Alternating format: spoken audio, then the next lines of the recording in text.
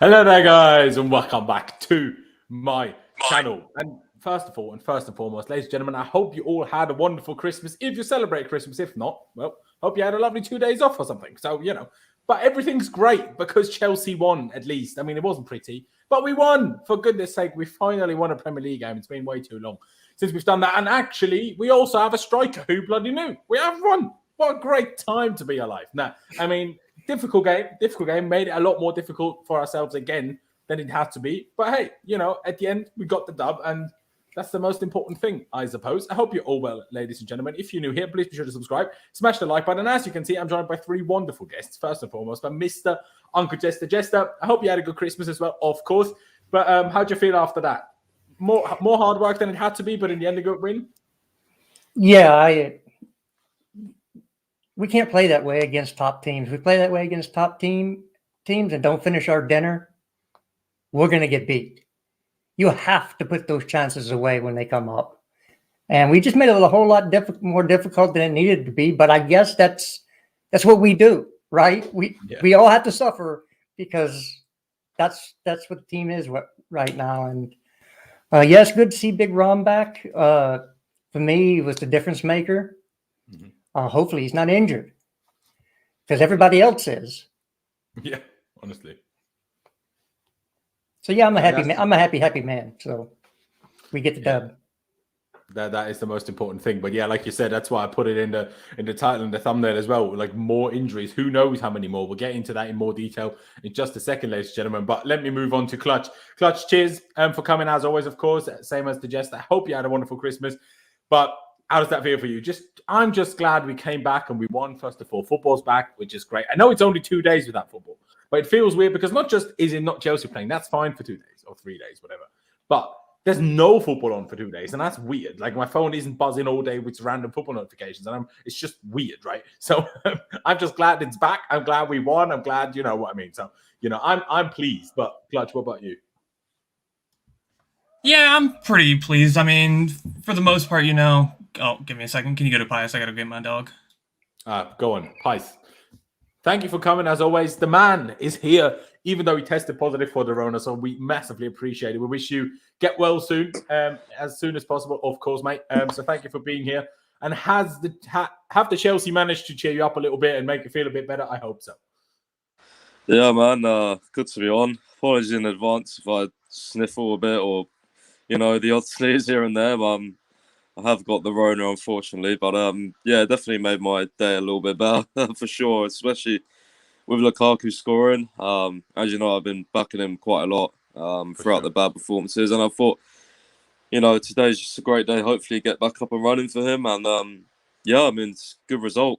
Aston Villa's a tough place to go, and yeah, to get those 3 points is going to be massive for us. Honestly, yeah, it will be huge. I mean, we've seen plenty of times already, like City are just, even though they nearly threw it away, in the end, they did the opposite and won bloody 6-3. I mean, like, it's mental. So if we want to stay anywhere near them come the end of the season, we got to, like, hey, I would always love to win convincingly and batter everyone. But life's not a pony farm, That's just not how life goes. Sometimes it's not going to be that easy, and sometimes you go through a tough spell like we are at the moment, and you just need to grind it out. And today, thankfully, we've bloody did that, unlike too many times recently, even though we've only lost once in the last 18 games.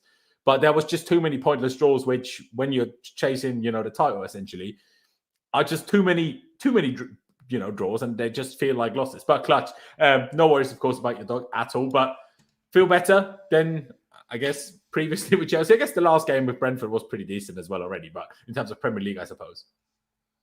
First, thank you for having me on, and Pius, I hope you're feeling better. I seen the other day you tweeted that you tested positive or whatever. I hope you're feeling better, bro.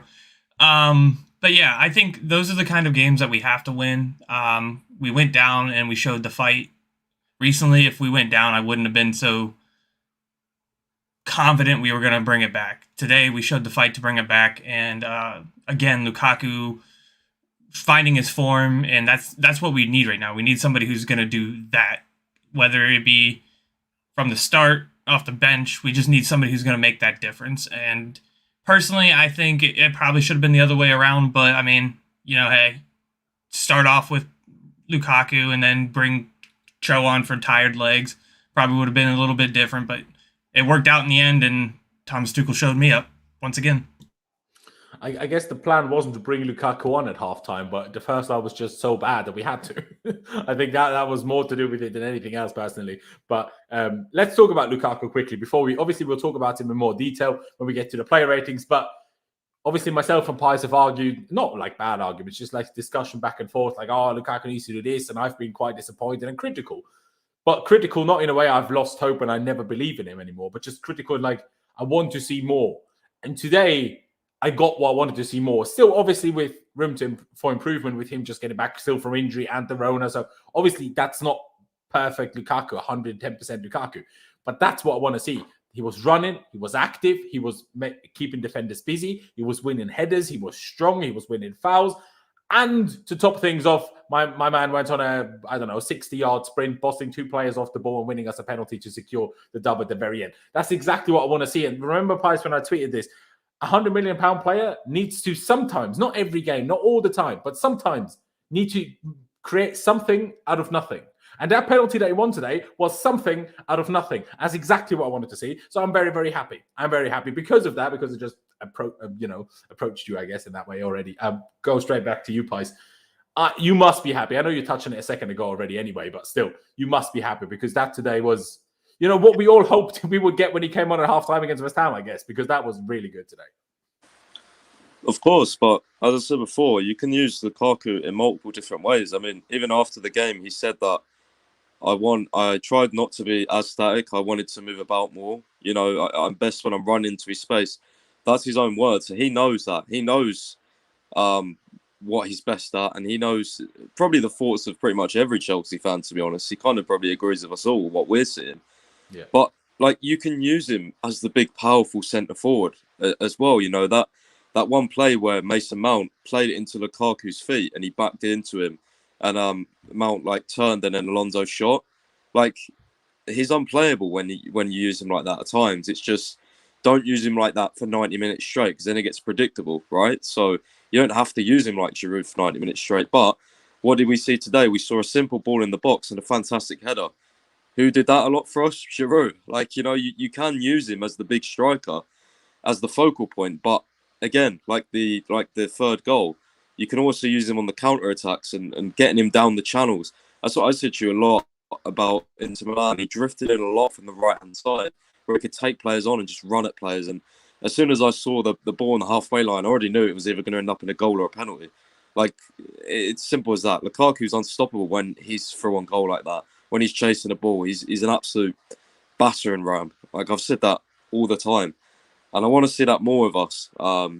Just trying to use him in different ways, not be predictable for 90 minutes. But yeah, I mean, it made the difference today for sure. And yeah, I just want to see that link up more with Hudson-Odoi and with Mount, to be honest, bro. Like me personally, I just think they have such good connection, him and Hudson-Odoi. I really do. Jester, go on. Can somebody explain what a red card is anymore? Please. Who should have had a red card? Konza, denial of an obvious goal-scoring opportunity. Because I guess it was going for the ball, kind of, and then it's double. What's the double? Whatever the word is, double whammy. So you don't get a penalty and a red card when you at least attempt to go for the ball. I think that's the logic. But he didn't in the box. attempt. They changed that. I think it just, for me, you denied the player an opportunity to score. That's a red card every day of the week, twice on Sunday. It's so ambiguous now.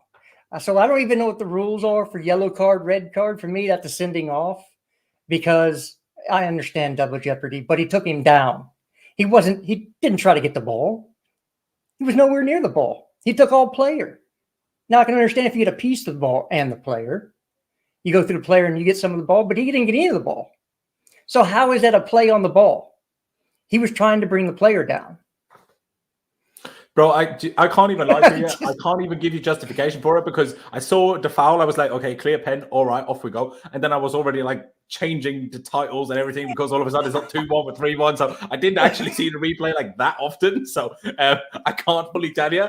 But hey, you know, I would have taken a red card for them. But at the end of the day, hey, you know, I'd rather them not get a red card when it's like a 90-something minute penalty or whatever, 80, whatever. Yeah. I'd rather it that way than when it's clear and bloody obvious in the 5th minute and they don't give it. So, do you know what I mean? Like, maybe we have one in the bank now. I just needed to ask because I was like, what?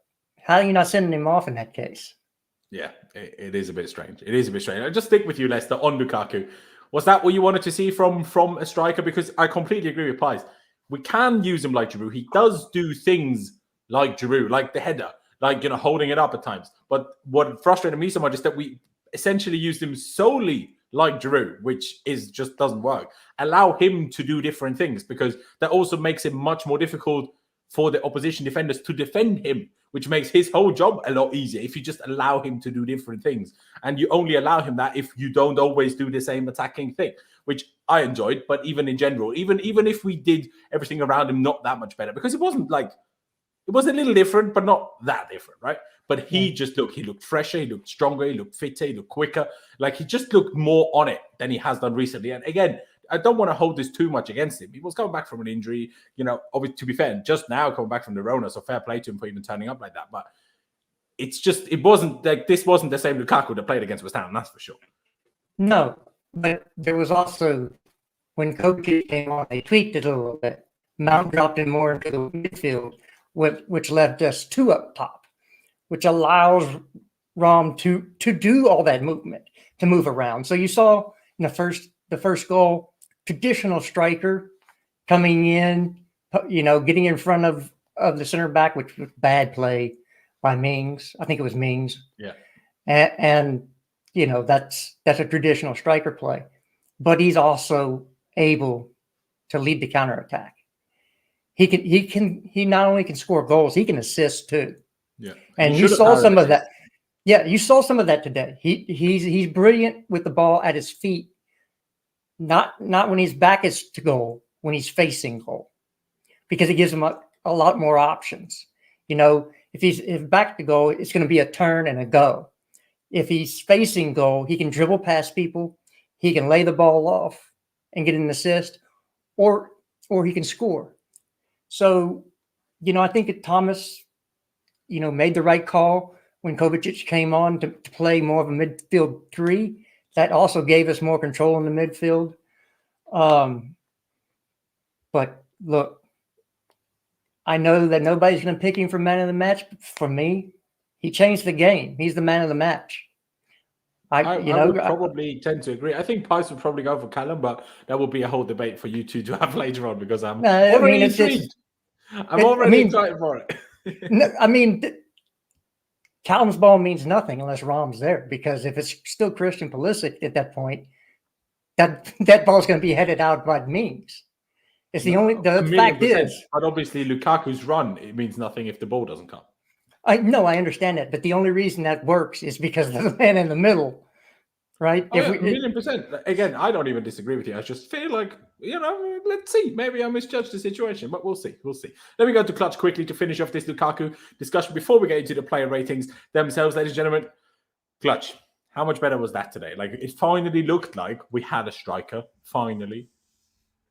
Yeah, for sure. Because, I mean, if you look at that first half, it seemed like the plan was spam crosses. I mean, it reminded me a lot of Lampard ball when that's what Lampard's main plan was, is, hey, cross the ball into Giroud or Tammy and hope they make something of it. But the difference is you're trying it with Christian Pulisic, who is 5'8", definitely not stronger than either of the center backs, probably not stronger than either of the 2 backs, the right or left wing back. So the point was never going to happen. And then as soon as Rom came on and we were still trying that same thing, things were starting to happen because he could actually get up there and get the ball.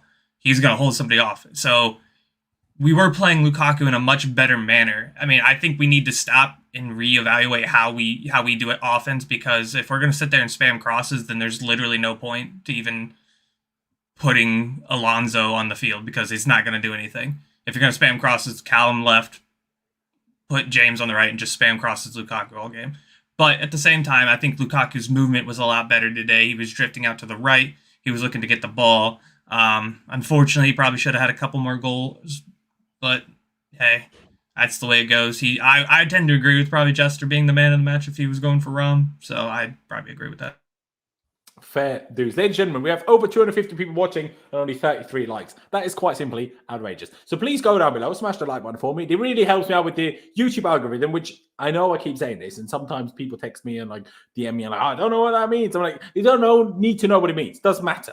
Just take my word for it. It really helps me out. So please do smash the like button and subscribe if you haven't already. But let's move on to the player ratings. I'm not going to get the subs on screen quite yet because bloody Lukaku came on for Chalobah, so we'll all be just confused. So let's just start with the starting lineup that we actually had, because otherwise we'll all be baffled. And then in that process, we'll also talk about potential additional injuries. Maybe we'll also have more quotes and stuff from Thomas Tuchel post game. I'm sure Pies will be super, knowing all sorts about that, because that's just what Pies does. But let's start with Edouard Mendy. Now, personally, I blame the goal we conceded more on Reece James than Mendy, but I do think that Mendy could have done a bit better. I'm not going to be like super harsh on him, but I think he could have done a bit better. But I will also say he can't expect Reece to mess up that so much. Like, there's some level of things that a goalie can expect and some things that a goalie cannot expect. But coming out of his goal to make sure that their over-the-top balls, counter-attacking balls, didn't hurt us in terms of conceding, he did really well on a number of occasions. Although the first time it happened, he stuck to his line and was like, seemed a bit scared. But it kind of woke him up. So after that, he was really good at it. So from me, I'll give him a 6.5 because a 7, and I'll take a 0.5 off because I do think he could have done it a bit better for the goal. I'll just stick with you, Clutch. It was just on you, but I'll stick with you, Clutch. Would you go along with that, or would you like to go a little bit higher because you do think he cleaned up very well? I just kind of want to go, well, yeah, we won. So I'm going to go for 6.5. I was going to go with the 6, and I do agree with you. He probably could have done a little bit better, but I think that was just him being in pure shock that the ball was coming back to him that quickly. But I do think he probably could have tipped it maybe onto the bar. 6.5. Fair dues. Let me go to you, Pies. What do you reckon? It's a difficult one. I don't necessarily agree with the fact that he could have done better on the goal, to be honest. I think that's just the way of people trying to back Reece James because he's a fan favourite. If you actually watch it, I mean, it comes at him like 150 mile an hour. I don't know how he's going to save that, especially considering he's not expecting the deflection anyway. So I think that's really harsh on Mendy. But yeah, I'm happy with a 6.5 just because no outstanding saves he had to make. I thought he cleaned up quite well. A couple of times he came out his box and kind of played like the sweeper keeper role. So yeah, I think his anticipation was pretty good. And yeah, he dealt with the crosses quite well as well today from the corners, as you'd expect anyway, given his height. But 6.5 seems reasonable. Yeah, it makes sense to me. Even if you don't think he could have done much about the goal, 6.57 is probably the realm where most people would go. I would presume, but maybe Jester will go different. So Jester, what you reckon? 6.5, is that okay for you, or would you go with something different? Well, just so I can get some people's heads to blow up, Kepa would have saved that. That's purely just to make people's heads explode. I don't believe that. But that's what they always say. That's what they always say. I don't think he would, but go on. No, I just had to say it just to make people go mental. It's a 6. I actually think he should have saved that. And if you go up with one hand, you save that ball. Going up with two hands, that's poor technique. That is poor technique as a goalkeeper. That's why Reece has his share to blame, but we're talking about a world class. We'd say he's a world class goalkeeper, the best in Europe. Then you got to save that. That's what I'm saying. So for me, it's a 6. Fair dues. We can go with the 6. I mean, we have 3 6.5s, but I can take your 6 if that makes sense. So let's leave the 6.5. But yeah, no, I agree. I think he should have gone with one hand. And because we hold him to this standard, like we were all fuming that he didn't win, goalkeeper of the year. We all were fuming that he wasn't even nominated for the Ballon d'Or. If you're the best of the best of the best, and we think he is, then I think you can save that. Again, do I expect Kepa to save it? No. Do I expect I don't know, just some decent Premier League goalkeeper to save it? No, but the best goalkeeper in the world, I think, could get his hand on it. So that's why I said I think he could do something about it, just because I think he's that good, essentially. Let's get to the man that was actually subbed off at halftime, Chalobah. We are not 1,000,000% sure why he was subbed off at halftime. Is something wrong with him? Was it simply to put Reece James into the back three to give us some more pace there for Aston Villa's over the top balls, which caused us not huge trouble, but a little bit of a few problems in the first half, and Reece James dealt with them really well in the first half. Even though in the second half, even though I at the time was like, if you're going to make that change and want to put Pulisic at wing back, Lukaku up top, blah, blah, blah. On basis of the first half, I think it should have been Reece James that came off rather than Chalobah. Obviously, in the second half, Reece did actually well defensively, so not much to complain about. But at the time, I was a bit surprised. But again, we don't know. Is there an injury there? Is there an injury in Kante? Looked like it to me. They say there's an injury about Thiago Silva. Who the hell knows what's going on? Do you know what I mean? But the 45 minutes that he played, I thought Chalobah was decent, personally. I thought, I tweeted at halftime to-do list, give Reece James 7 Red Bulls, give everybody else 2 Red Bulls except Thiago Silva and Chalobah, because I thought they were our best players in the first half, them two. So, I would have, and he didn't only play that half. So I would probably go with a 7 myself, but I could see why some people would say, but he struggled with the over-the-top balls. I'm like, yeah, but we just played a high line and he's not that fast. So what's he going to do? And he dealt with it in the end, got his blocks in when he had to. Jess, I just went with you last for Mendy. So go with you first for Chalobah. Would you go along with that, or did you think it was slightly less than a 7? Oh, yeah, I thought he wasn't very good. I understand the blocks he put in, but you cannot let somebody like Ollie Watkins, we're not talking about a world-class player here, burn you quite a few times in that first half. At least twice, I know. That could have caused. You say burn, just leave for pace or like outdo? Well, for pace at the midpoint line, he still got to do better tracking him, but he missed him a couple times in the box. He didn't track the runner right. He was watching the ball, and Watkins got in behind him. So, and a better, a Sadio Mane probably puts 1 or 2 of those away.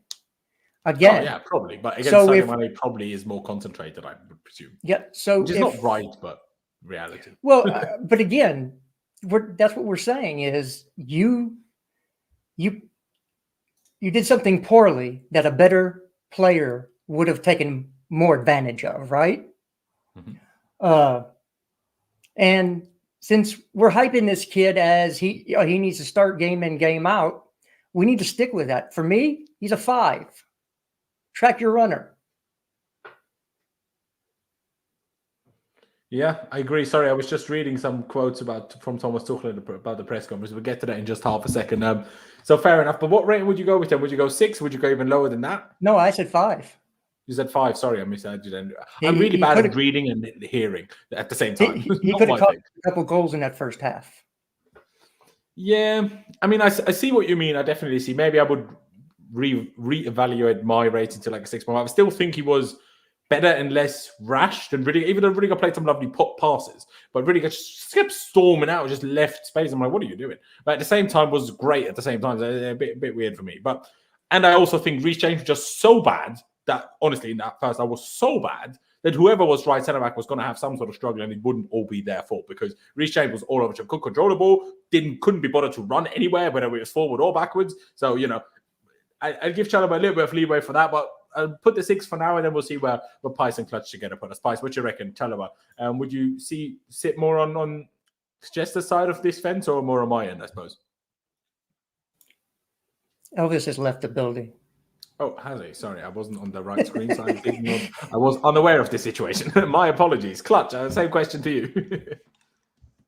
I thought he was pretty good. I mean, the times he had to deal with things, he did. Yes, did he get burned for pace? I don't agree that Ollie Watkins isn't a good player because he is a good player. I think he's actually a really talented player. That's why you see him being linked to the likes, and I'm not going to say this nicely, but Arsenal. I think for what he had to deal with, he did well. Especially he had a couple clearances with shots that came off. Did Silva have to clean up for him a couple times? Sure. But I do think he was pretty good until he came off. So I'd probably I'm going to go with the 7. Fair. I mean, Pi said he will be back soon, so whenever he is back, we will ask him about Chalobah. You said 7 now as well. Okay. I would have probably lowered mine to 6.5, so you'd probably sit on the 6 that I have on screen now anyway with just as 5, so let's wait on Pi's. Because we're going to move on to Thiago Silva, what Thomas Tuchel said post-game is that Kante and Silva, love that, came off with knee and hamstring issues. So Kante presumably knee again and Silva hamstring. They aren't thought to be serious, so hopes they caught the problem early enough for them to face Brighton or miss minimal games, which is good. But again, Kante, like that's the most frustrating thing with him, because whenever we have him, we're so much better than when we don't have him, at least available. It doesn't necessarily always have to start, but when we at least have him, like in the last game when he came off the bench and essentially changed the game on his own. But man, the guy gets injured more than anyone changes the bloody underwear. Like, it's what's going on, man? But Thiago Silva, hey, I hope he's fine. But in all honesty, kind of what was going to happen eventually. Thiago Silva essentially plays every game for us, and he's 37. Of course, at some point, that's going to cause an injury. Let's just hope it's not too big. But I think Thiago Silva was absolutely impeccable until the point he came off, personally. I mean, he had one misplaced pass, which, caught us out a little bit, but, even that we dealt with in the end. But other than that, the guy reads football like it's a children's book. Like, honestly, the guy just reads it. The guy's just 15 pages ahead. Do you know what I mean? Like, when you're set in school when you're young and you're like reading a part of the book altogether, blah, blah. And then one kid is there. I'm like, I kept reading by myself and he's like 15 pages further. That's Thiago Silva every day of his life. Do you know what I mean? Like, the guy just knows what's going to happen. He's some sort of magician. It's crazy. Like, the guy's just remarkable, honestly. I mean, I won't go too crazy because there was still a few dangerous moments, but I mean, I know what I said sounds like I'm going to say 10. I'm going to say 8. Maybe we could debate a little bit more than that. But I think definitely no lower than an 8. He's just a remarkable footballer. Clutch, what do you reckon? I'd agree with an 8. That's what I would put for him. I think for a guy who's 37, who doesn't have the pace, you can see like how smart he is. He dealt with that one where Chalobah kind of got burned a little bit, and he came in and helped out. You just tell that when he's on the field, you are way more secure. Unfortunately, does it always mean that they're not going to have chances? They're going to have chances. That's just the problem of it. But I think he's always smart enough to deal with those chances. And you can tell when he's there, the back line just looks so much more organized. And even passing forwards looks more organized with him. Oh, for sure. No, I agree. I'll go to you, Pies, because we did finish off Chalobah already. I went with a 7, but then kind of re-evaluated to 6.5. Jester went quite harsh with a 5, and Clutch went with his 7. What would you give Chalobah? No, I'd actually give him a 7. I'll tell you why. I think I wasn't here, but let's just go back out quickly. But I think Jester's probably given him a 5. I'm just guessing. You can probably say if I'm wrong, but maybe because of he was getting caught out of the over the tops.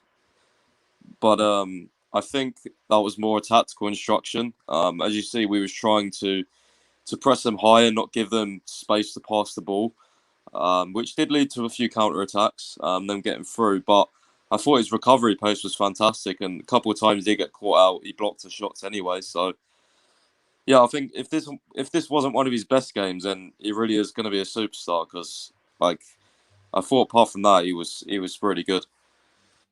Yeah, I would kind of agree. Even though Jester made some good points in terms of where he pushed up too much and it got done, and not just the over the top balls, just got done a few times, slightly off positioning. But I also agree with what Pi said. Maybe not his very, very best game. Still decent. It's more tactical, because Rudiger does this every single game. So it's a tactical instruction from Tuchel. Of course, it's tactical instruction, but you need to win the ball. Yeah, but it's not like he's still a young defender. Like, he's not going to win every single duel in his life, No, he's not. But whenever he doesn't, with the way we defend, just ends up with getting counter-attacked, and it can be a bit risky. That's just how it is, I suppose. That's the big problem Christensen had. The 2 games recently he played right centre-back, he always had his tackle timing wrong, and we always got beat on the right side. And then the problem was it was also us at times, and then we were just screwed. I don't know, man. The one I remember where he did get caught out over the top, I can't remember who he was facing. I think it might have been Watkins, but he used his recovery pace really well, and he anticipated the shot and blocked it. So I mean, I don't think he did anything particularly wrong, to be fair. Just, like, if we're going to blame him for positioning, then maybe you just don't agree with the way Tuchel approached the game in terms of how he was trying to win the ball high up the field. I don't want to stick too long on centre back, so but Jester, if you just want to react to that quickly, so we can move on through the rest of the players. Yeah, I can't do this. He should be a starter, and then when he has bad moments, but he's still young. It's either or. He's either too young and needs to be brought on more slowly, or he's ready to start for Chelsea Football Club. I cannot have the excuse that he's still young and still learning the position. If that's the case, he is though. Like he is still young. I understand that, but you also think he should be starting for Chelsea Football Club. Of course, he's clearly. It can't be both. You can't give him the excuse. Callum has been one of the most consistent players this season. Full stop. That's great, but he wasn't at the level today. Was he? I see what you mean. The question of should he start or not kind of depends on is anyone that could play instead of him better than him. And recently, Christensen has not. So even if he does still do things wrong due to age to some extent, if whoever could be instead of him isn't better, then Chalobah, regardless of whether he does things wrong every now and again, should be the guy that starts. You know what I mean? Again, if he's good enough to start for Chelsea Football Club, I'm not going to bring his age into it. I agree. But what I'm saying is, if Christensen behind him isn't better than him, regardless of what mistakes he makes, regardless of what you blame those on, whether it's inexperience or other reasons, if the guy behind him is not better, it doesn't matter. Chalobah needs to start anyway. If that's not Chalobah and that's Christensen, what's his score? Is it the same? Or do you take it down because he's more experienced? That's my thing. I'm gonna keep the same grading level for everybody, regardless of the country of origin, if they went to the academy, the age. If they're starting for Chelsea Football Club, they get to be judged on the same level as everybody else that plays. Personally, I probably would have gone with the same, but I do see what you mean that some people might not, and that's fair enough. Pice, we also started on Thiago Silva. Myself and Clutch both gave him an 8. Would you agree with that? Would you go even higher than that? Because I thought he genuinely was brilliant. Thiago Silva was amazing. Amazing in that first half. He was literally, I was shitting myself every time Villa went forward, but he was anticipating everything. He was so calm on the ball. He was blocking clearances. Like, I was listening to the commentators as well. Like, when they were going through on goal, he never panicked. Like, it was just crazy. Like, his composure is insane. Especially for one of the crosses. Like, he knew he was going to put the ball in the box. He didn't focus on the other guy. He focused on the guy in front of him. That was all he was focused on. Mm-hmm. I thought, probably higher than an 8 in that first half alone. I have to give him at least a 9, bro. He was flawless. Because he didn't come up at half time, did he? How soon in the second half was it? When did he come off? Like it was 50th, maybe 55th. Yeah, it was like 50th, something like that. I think. He was 52nd. He was really good. So, yeah. So would you go 9 then? I presume. Yeah, for me, 100%. Like, I think Christensen played really well when he came on, but I don't know whether we can see some of those transitions with Christensen in there. I'm not sure. I think Thiago Silva's experience today and just composure and calmness was really vital to that. To us only, conceding the one goal, which was a deflection anyway. So, yeah. I mean, we'll get to Christensen later because we'll talk about that because I would say we conceded more dangerous transition situations in the first half than we did in the second half. So I'm not quite sure I agree on that part, but still I think Thiago Silva was incredible because none of those transition problems were because of Thiago Silva essentially. But Jester, do you want to finish it off about Thiago Silva? What would you rate it? Yeah, I'll go with an 8. And the final point on Chalobah, I thought we were better on defense in the second half than the first. So he was the only person that was different. Well, and Christensen. Well, at the 52nd minute, but even in that 7 minutes, we were still a better defensive side, and I didn't see a huge difference when Christensen came on. The level didn't really drop. For me, Thiago Silva is an 8 when he steps on the pitch, just because the guy, he's just so calm. He knows where everything, when something's going to happen before it happens, 8 for me. Fair dues, fair dues. I mean, I guess it is 3-8 now to 1-9, but I think might push my own to an 8.5 just so we can leave that 8.5 and make it less difficult. Let's get to Rudiger. I'll stick with you, Jester. What do you reckon? Tony Rudiger today. A couple of lovely switch balls in the first half that unfortunately Reece James just refused to do anything useful with on like 2 occasions, unfortunately. A few bad over-the-top balls, especially ones to Callum, were just like way overhit sometimes. And a couple of rash coming out situations, just pushing out a little bit too drastically. But in general, a decent game, I would say. But what rate would you go for, Jester? Yeah, I don't remember a whole lot of attack coming down that side in the first half. I thought the out ball was always to Watkins, and he was always on Chalobah's side. Mm-hmm. And he did play some beautiful balls. For me, 6.5 because of those challenges. When you don't have Chilwell there, you have to be a little bit. You can't be that rash because Marcos Alonso will not cover for you. He just won't. So for me, he needs to understand the people he's playing with. And the reason that I'm giving low ratings to the other 2 center backs is for us to understand how good Thiago Silva is. And how many we probably would have floated probably 2 or 3 goals we would have conceded without Thiago Silva on the pitch today. Yep. I agree. So for me, 6.5 for Rudiger. But I go along with it. I back it completely. I completely agree. Like, it was decent. Like I said, we're not giving him like a 5 here, but slightly above average, or just a bit above average, I suppose. But again, not perfect in my opinion. Just too many situations where we got caught in certain situations that included him to some extent. But hey, maybe the boys disagree. So, Clutch, I'll go with you. Would you go along with the 6.5, or did you think it was a bit better than that? If 6 is average, then I think it's just a little bit better. I think defensively he did his job. But like Jester said, if you're going to push up and you're going to have hope that Alonso is going to be the guy to cover for your mistake, then it's just going to be a bad time for everyone. I think positionally he was not that great today. He had a couple balls, like you said, that were not great to Callum. But at the same time, I think defensively he did what he was supposed to do. So I'd say 6.5. Fair enough. And Pice, what about you? 6.5 too low, or would you go along with it? Yeah, I think as the other guys were saying, like a lot of the attacks didn't really come down that side, which is surprising because Alonso's there, and the times they did attack down that side, Alonso gave away a stupid yellow, and the one which was offside, it was lucky because that was definitely a penalty. Dragged him down in the box. Did you think? So yeah. I only saw one replay, and that didn't look like a pen to me, but could be wrong. I 100% think they would have given it. But yeah, I think 6.5 is all right. Like, he played a decent game. It's one of those, though. Like, it wasn't like a standout performance. Really, I was most impressed with Silva in the middle. I think Rudiger was... I tell you what, Rudiger, though, if he does go, we're really going to miss those switches of play from the left centre-back position. When he was playing it over to the right-hand side, my God, he just makes it look so effortless.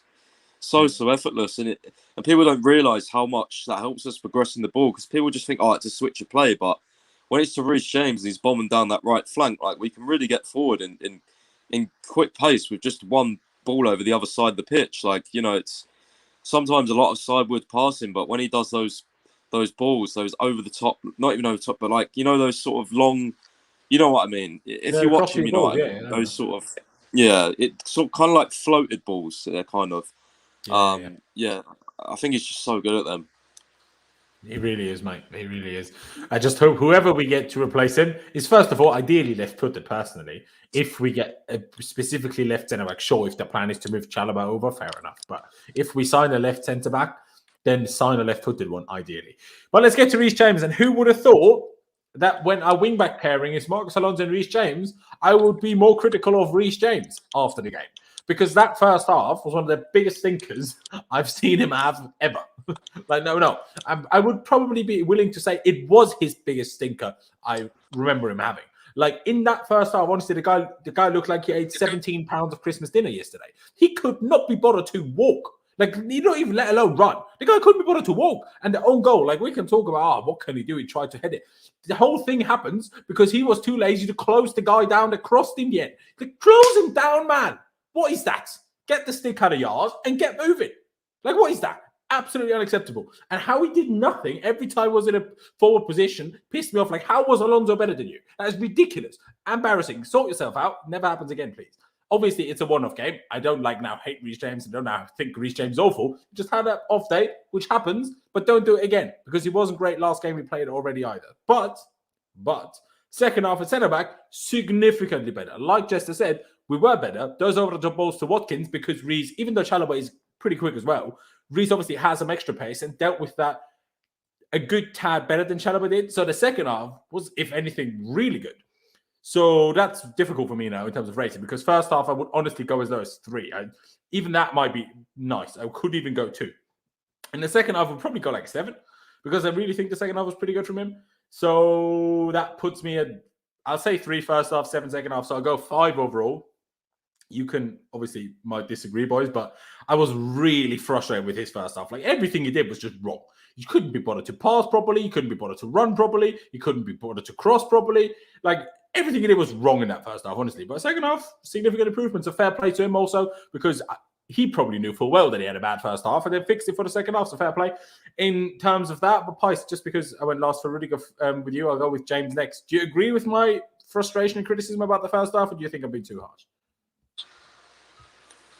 No, I agree, to be fair. Definitely one of his worst games. In terms of the crossing as well, I just think, like, when Lukaku came on, like, wasn't very many crosses from the right-hand side, but when Pulisic was on, all we kept doing was crossing it. I just don't understand that, personally.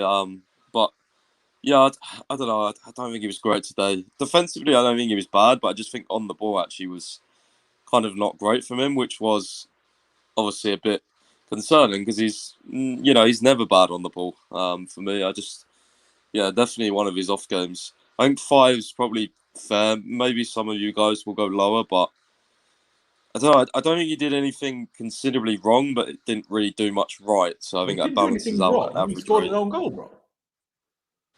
Yeah, but I don't think it's. I'm not really counting that. I can't lie. It's quite unlucky. Like I'm not. Oh no, I think it's completely his fault. Like, yeah, Mendy maybe does. Really, I don't know. Like, it's not even a. No, but not just the deflection. He let the guy cross. He's the wing back. Close the guy down. You shouldn't let the cross happen. His whole positioning. I'll give you. He shouldn't even be where he was when he closing down. I'll give you the closing down, but in terms of the actual head, it's not. It's one of those things. Yeah, and I will also. It's so far out. Like it's not like it's. Yeah, no. But if you watch it back, you'll see honestly. He started like the ball switches over to the left.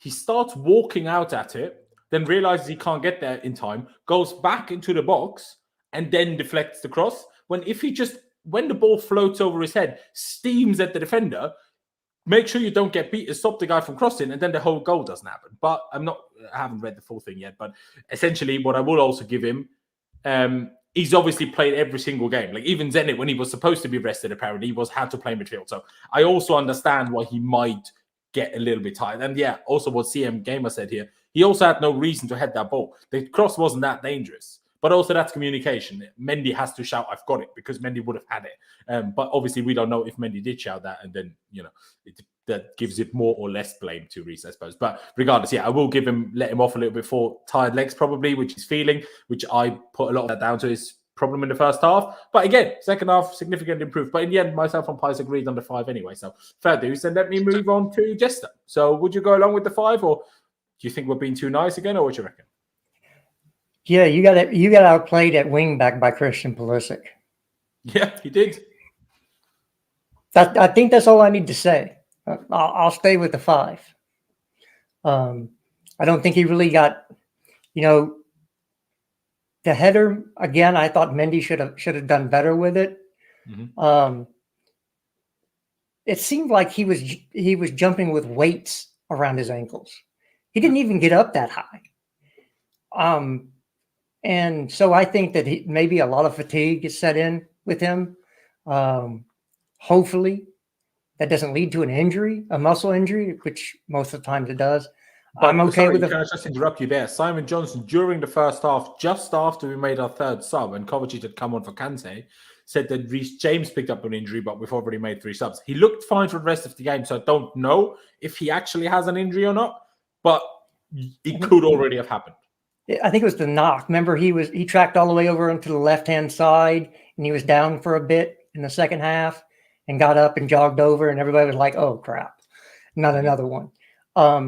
So we're playing Brighton next. I hope he doesn't see the pitch. Yeah. Put Christian Pulisic good there. as well, but again, if he plays like he did in the first half, we're not missing him. Put Christian Pulisic there. He was decent there today, I can't lie. So, I mean, we have to, at some point, give this kid a rest, or you're going to end up with a hammy that's going to keep him out for the rest of the year. You've got to do it. So, well, rest of the year is like 5 days, you know. What? No, I'm saying for the rest of the season. I should say season. Okay, season. Fair dues. I mean, you can say all the things going in defense, but he's a midfielder in this formation, and going forward, he just wasn't Reece James today. Going forward, so 5. I'm fine with a 5. Fair dues. And Clutch, do you agree on the 5? And I mean, if you want to, obviously speak about second and first half individually as well. I think I gave Reece James a 3 for the first half. I think he was really poor, wasting a lot of chances. The own goal, I do think that was his fault. I mean, like you said, he didn't close out when he should have, and he just kind of jumped instinctively and went for the ball and headed it in. But second half, he changed it up completely, and when he went back, and defensively, he was a lot more solid. So second half, I gave him like a 7, so in between is probably a 5. So yeah, I'll go to 5. Fair dues. Let's get to Marcos Alonso. I keep my own opinion secret for a second because I'm very intrigued to see what you boys have to say. And I'll go with Chester first. What do you reckon, Marcos Alonso today? 3. How would you rate him? Alonso is a difficult one because he's such a bad footballer that even when he has like a decent game, it's more like just for his standards, it was already good. So I mean, kudos for the pass to Callum for the penalty. Mm-hmm. He lost the ball 25 times today. How many times did Reece lose it in the first 11. half? 11. Okay, so pretty much the same because second half he barely. Obviously, you don't lose the ball at centre back, so pretty much nearly same numbers. So for me, Marcus is a 3. He can stay with his jersey number there, and we can move. I just don't have anything nice to say. So my mom always says, if you don't have anything nice to say, don't say anything at all. So we'll move. There you go. I go with Clutch next. Would you go along with Jester quite as drastically, or would you go slightly higher than 3? That 25 times lost possession. Last couple games, Mount has done that, and I've been very critical of Mount. I don't care what position you are. If you lose the ball that many times, there's something wrong. But at the same time, this is Marcos Alonso. It's no different than what we've come to realize from him. I think we keep playing this ball over to him. He does the same thing. I put my back to goal, hold off the defender, and then kick it backwards. He's going to lose the ball if you keep doing that. I mean, he's just not a good dribbler, and it's not really his fault because, I mean, I don't understand what position we're supposed to put this guy in because defensively he can't do it, and we have to hope that he has a good offensive game, which doesn't happen very often anymore. Like, it hasn't happened since the beginning of the season. So, I mean, I'd probably go with the 4 because I'm trying to be more lenient on Marcos Alonso these days, but it's not really his fault. Well, it is his fault, but at the same time, he's just not good enough, but we have no other options. That is the predicament we put ourselves in, but it is what it is. Pice, would you go as low as Jester and Clutch have done? Because the chat so far, or at least the vocal people in the chat, seem to drastically disagree with the boys. So how do you see it, Pice? I don't really know how you can disagree, to be fair. I don't really think he impacted the game that much, apart from the pass. Sloppy on the ball, slowed down our attacks, crossed it too late, terrible in tight spaces. Same old for me. I'm just learning to deal with him starting because, the sooner we find out Chilwell's scam results, the better, because it looks like we will be going into the market if Chilwell needs a surgery. That's what sort of coming out at the moment, so that'll be a good thing for us. If well, not a good thing because obviously that means Chilwell will have surgery, but a good thing in terms of hopefully we won't have to play with Alonso. I mean, I don't know. I don't want to be too harsh, but when you're not a fan of a footballer at all for solid reasons, like he's just lack of attributes for me in the wing back role, and people notice I never quite understood why. You know, I remember at the start of the season, Laurenz, he's playing so well. I was like, no, he's not. It's just not for me. He's not. He's just scoring a few goals. Like, if you want to watch a proper wing back, just watch Chilwell. He does everything. It's like, I don't know, man. I'll give him a 4, but yeah, I don't know. See, I also think Rudiger plays worse when Alonso starts, which I think says a lot. Oh yeah, that is factually correct. I will say 2 things in reaction to what all of you guys have said, but initially, especially the stat, how many times Alonso lost the ball. It's easy to lose the ball when every time we try to do anything, we gave the ball to Alonso. And is that then Alonso's fault that all our players are idiots and think Alonso is going to create something? Sorry. Like, I know Reece James had a bad day, but we didn't even involve. I swear Kante touched the ball like twice in actual possession. Like, he won it back a few times, but in actual, like, someone passing the ball to him happened way too little times in the first half. It was outrageous. Like, give the guy the ball. And the one time he did is, you know, first initially created something and then we won the ball back again. And then that led to where we got the penalty from in the first half. Like, again, I'm not saying Kante was amazing, but we didn't even involve our right side. Whether it was Callum, whether it was Kante, whether it was James, whether it was Mount, we didn't even give them the ball. All we did was pass it to Alonso. So obviously he's going to lose the ball more than everybody else because Rudiger, Silva, Jorginho, and Callum all just passed it to Alonso. Like, stop passing it to Alonso. For me, he wasn't absolutely shocking tonight. I definitely think he was way better than Reece James was in the first half. But obviously Reece had a very good second half. So I personally would have gone 5 for Alonso, just like I would have gone for James, maybe even 5.5. Do I think he was good? No. Maybe I would like Reece, even with a good second half, a little lower than a 5.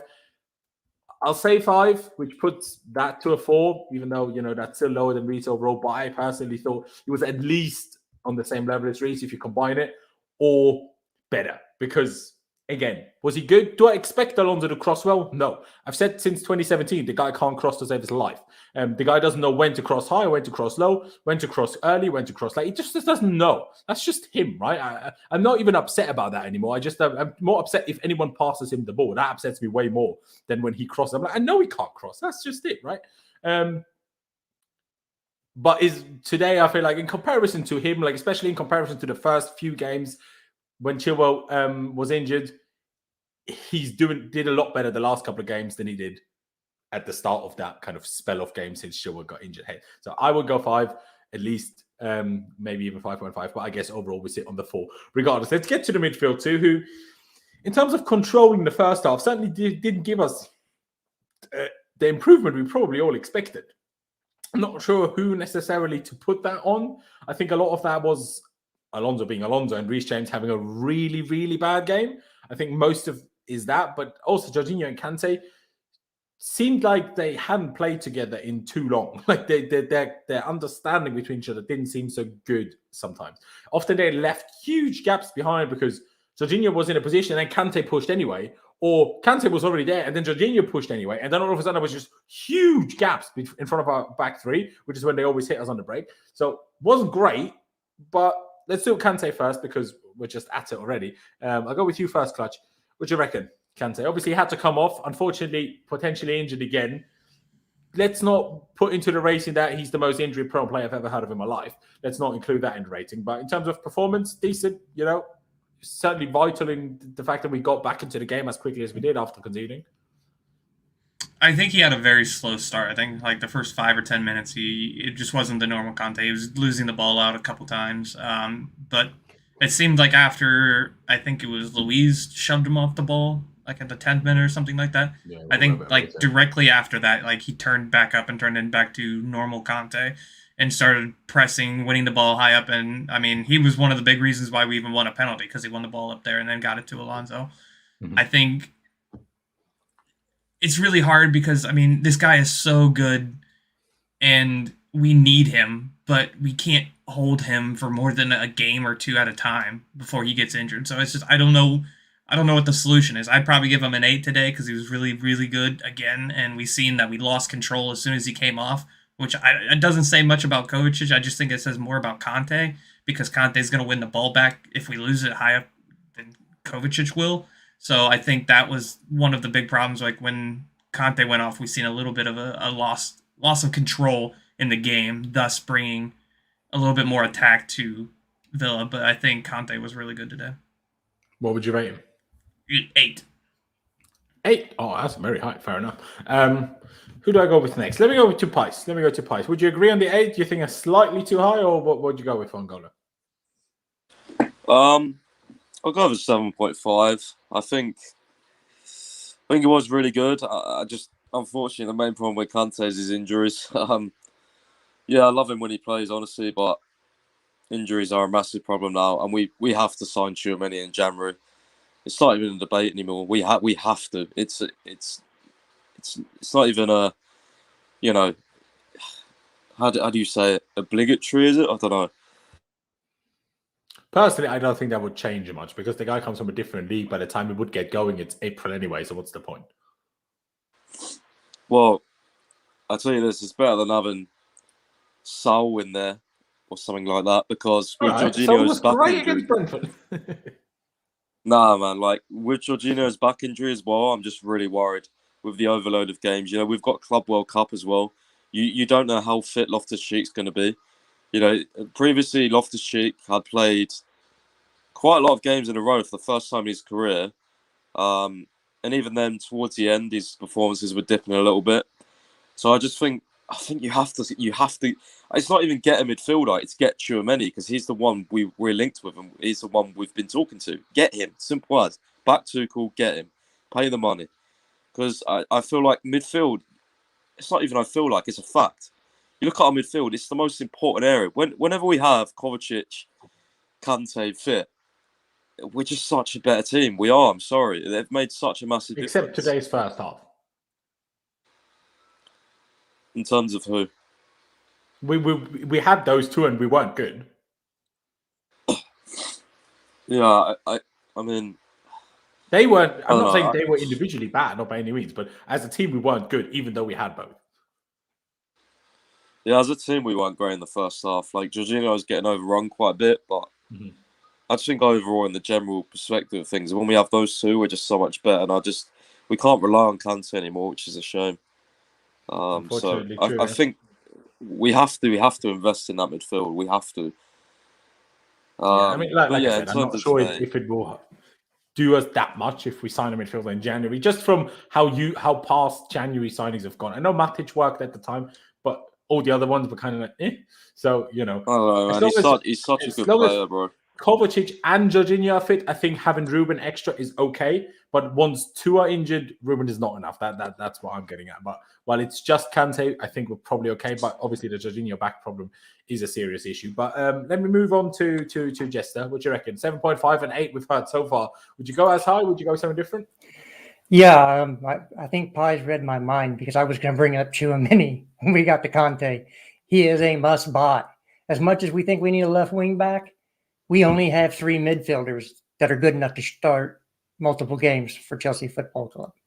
One of them you can't count on right now because he's in a game, he's injured, then he's out for a couple of weeks. So Tchouaméni is a must. I agree with Pies. For me, Kante was a 7 today because of the first half control issues in the midfield, which I think was more down to Jorginho than Kante, but he was the part of the pairing. So I'm going to keep it real 7. Still an excellent score, but just not Kante. He looked better against Wolves than he did in this game. 1,000,000%, I think. I would go along with the 7, which is over 7.5. Again, I don't think this is much his fault. He's obviously just not that kind of, I don't know, I demand the ball kind of guy. That's just not him, like as a personality-wise. But I wish he did that a bit more in the first half because whenever he had the ball, he actually managed to create useful things, good runs, good dribbles, maybe the final ball after his runs weren't always amazing, but it still helped us. But again, like I touched on earlier already, we just didn't use the right type. We just always gave the ball to bloody Alonso. It pissed me right off. But let's move on to Jorginho. I agree. First half, certainly more his struggles than Kante struggles, but essentially they struggled together. In the end, they scored us 2 penalties again. I keep saying this. 1 penalty, I'm not going to give you that much credit in a game. 2 penalties against the same goalkeeper, against the goalkeeper who's known to be very good at saving penalties. It's always impressive. So that once you score 2 pens, I give you some extra props. If you score 1 pen, it's just a pen. Score it, mate. But, for 2 pens, I give him extra props. So I would say the overall performance was probably, I would have given Kante a 7. I would have probably given Jorginho a 6. But the 2 pens, I'm going to say 6.5. Obviously, you boys can disagree, but that's what I would go with. Pice, what do you reckon? Yeah, difficult one for me because obviously 2 penalties, fantastic for him. But as I said, I think in the first half particularly, I don't think he was good at all. I was noticing him not control the game a lot for the first time in probably a few months, to be fair. I thought he was getting overrun. He gave the ball away quite a few times. One occasion, he actually passed it straight to one of the Villa midfielders. I was like, what the hell are you doing? But, I mean, yeah, I love Jorginho, but I don't know. I don't think it was one of his best games, but then it sounds weird because he scored 2 penalties. And it's like, it's 3-1. You've scored 2 of the goals, so it's hard. Exactly, yeah. I'll give him a 7. Fair. Let me put that like that for now, and then we see where we end up overall. Dexter, what do you reckon? 6.5, 7? Would you go lower than that?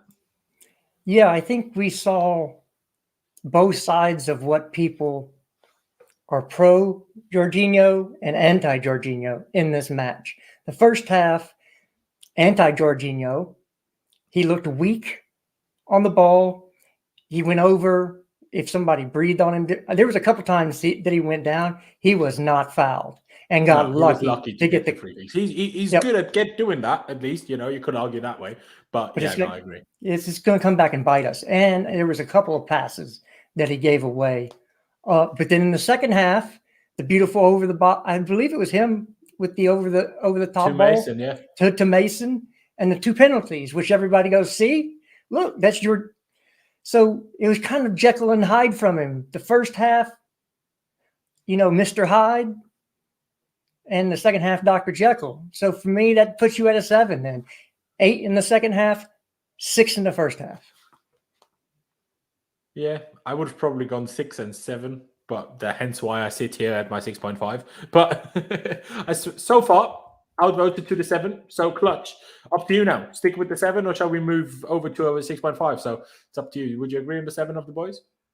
Yeah, I'd probably agree with the 7. I think that pass to Mason was really, really good. I will say I did kind of forget about that. I think, unfortunately, he was one of the big problems why we weren't holding control in that first half, and he had a lot of dodgy passes. But I think he really grew into the game, and I think him playing with Payne also comes into it because the guy. Well, we don't know if he's still doing that.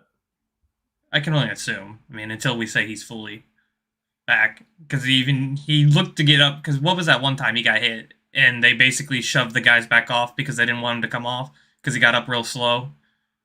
I think at some point, yeah, I do think he's still playing through pain. So Jorginho is one of my favorite players on this team, and you know how I'm critical of him if he's not making those forward progressive passes that he is so good at, but just doesn't seem to do all the time. And we've seen a couple times today that he actually was going to try that. So I'm not gonna go too far down for him. I'd go 7. Fair dues. Let's get to the front 3. I do have a comment here that Jay Don said earlier in terms of a quote by Thomas Tuchel saying, we'll let Callum play for 90 minutes because initially pre-game he said Lukaku just couldn't start today. It wasn't physically possible. And Lukaku, Hudson-Odoi was meant to start but always come off. But here, as explained, we let Callum play for 90 minutes because we need to change other players on the pitch. Today, Lukaku's a game changer. Maybe we made big mistakes here, letting players play from the Rona. Maybe I shouldn't have highlighted that on screen, but hey-oh, it is what it is. Let's go with Callum first. And also, again, I didn't start that comment, unfortunately, and maybe slightly contrary to Jester's views. Thomas Tuchel said Callum Hudson-Odoi was outstanding today, and it was one of his very best performances. And it was, aside from when you should have scored, because you have to score that. Like, you just have to. But other than that, it was clutch. Like, he won as a pen. He played the ball into Lukaku, from which Lukaku won the penalty. And he assisted Lukaku's goal. So, like, you couldn't have been more clutch aside from when you obviously missed the City. It was meant to be on my thumbnail. Jorginho and Callum Hudson-Odoi were meant to be on the thumbnail, and it would have said clutch players, ! And then Callum missed his sitter. So I'm like, well, I can't call him clutch anymore if he missed his stat. So I had to change our whole concept. Cheers, lad. But outside of that, I agree with Thomas Tuchel. Today, that was really, really good. Again, not the first half, right? Other than winning the penalty. In the first half, none of our players were very good. Like, it's just simple fact. But second half, much more productive. Would I still like to see a bit more for him to try and take one-on-ones than he does at the moment? Yes, I would. But was it better than I've seen it in the past? Yes, it was. So from me, he's going to get... It's difficult because we gave Silva an 8.5, you know. Because we're probably Lukaku in terms of the Hudson-Odoi, in terms of the players that started. I do think he was the best, but I probably wouldn't go 8.5. So I probably would have got 8, which is what I gave Thiago, in all fairness. But I'd have to go 8.5 because Thiago has an 8.5, and I think he was at least joint best player from the players that started. But I don't actually think it should be quite an 8.5. It was good, very good. But you can't miss a sitter like that. And we'll get to Mason in a second, but you can't miss a sitter like that. Honestly, you cannot. I'll let Clutch speak first, and then just Jester and Pice can do their thing. So, Clutch, what do you reckon about Callum? I think his second half was a lot better than his first half. Again, I'm more frustrated with... I mean, even in that first half, he had a shot where he should have taken it with his left foot, and we would have had a Pulisic assist. I saw you tweet it. I disagree. But anyway, that's fine. You can disagree. I'll say my thing after. Go on. Here's the thing. I think other than 3 moments, he was not that great. Honest to God, I think it's funny because wait.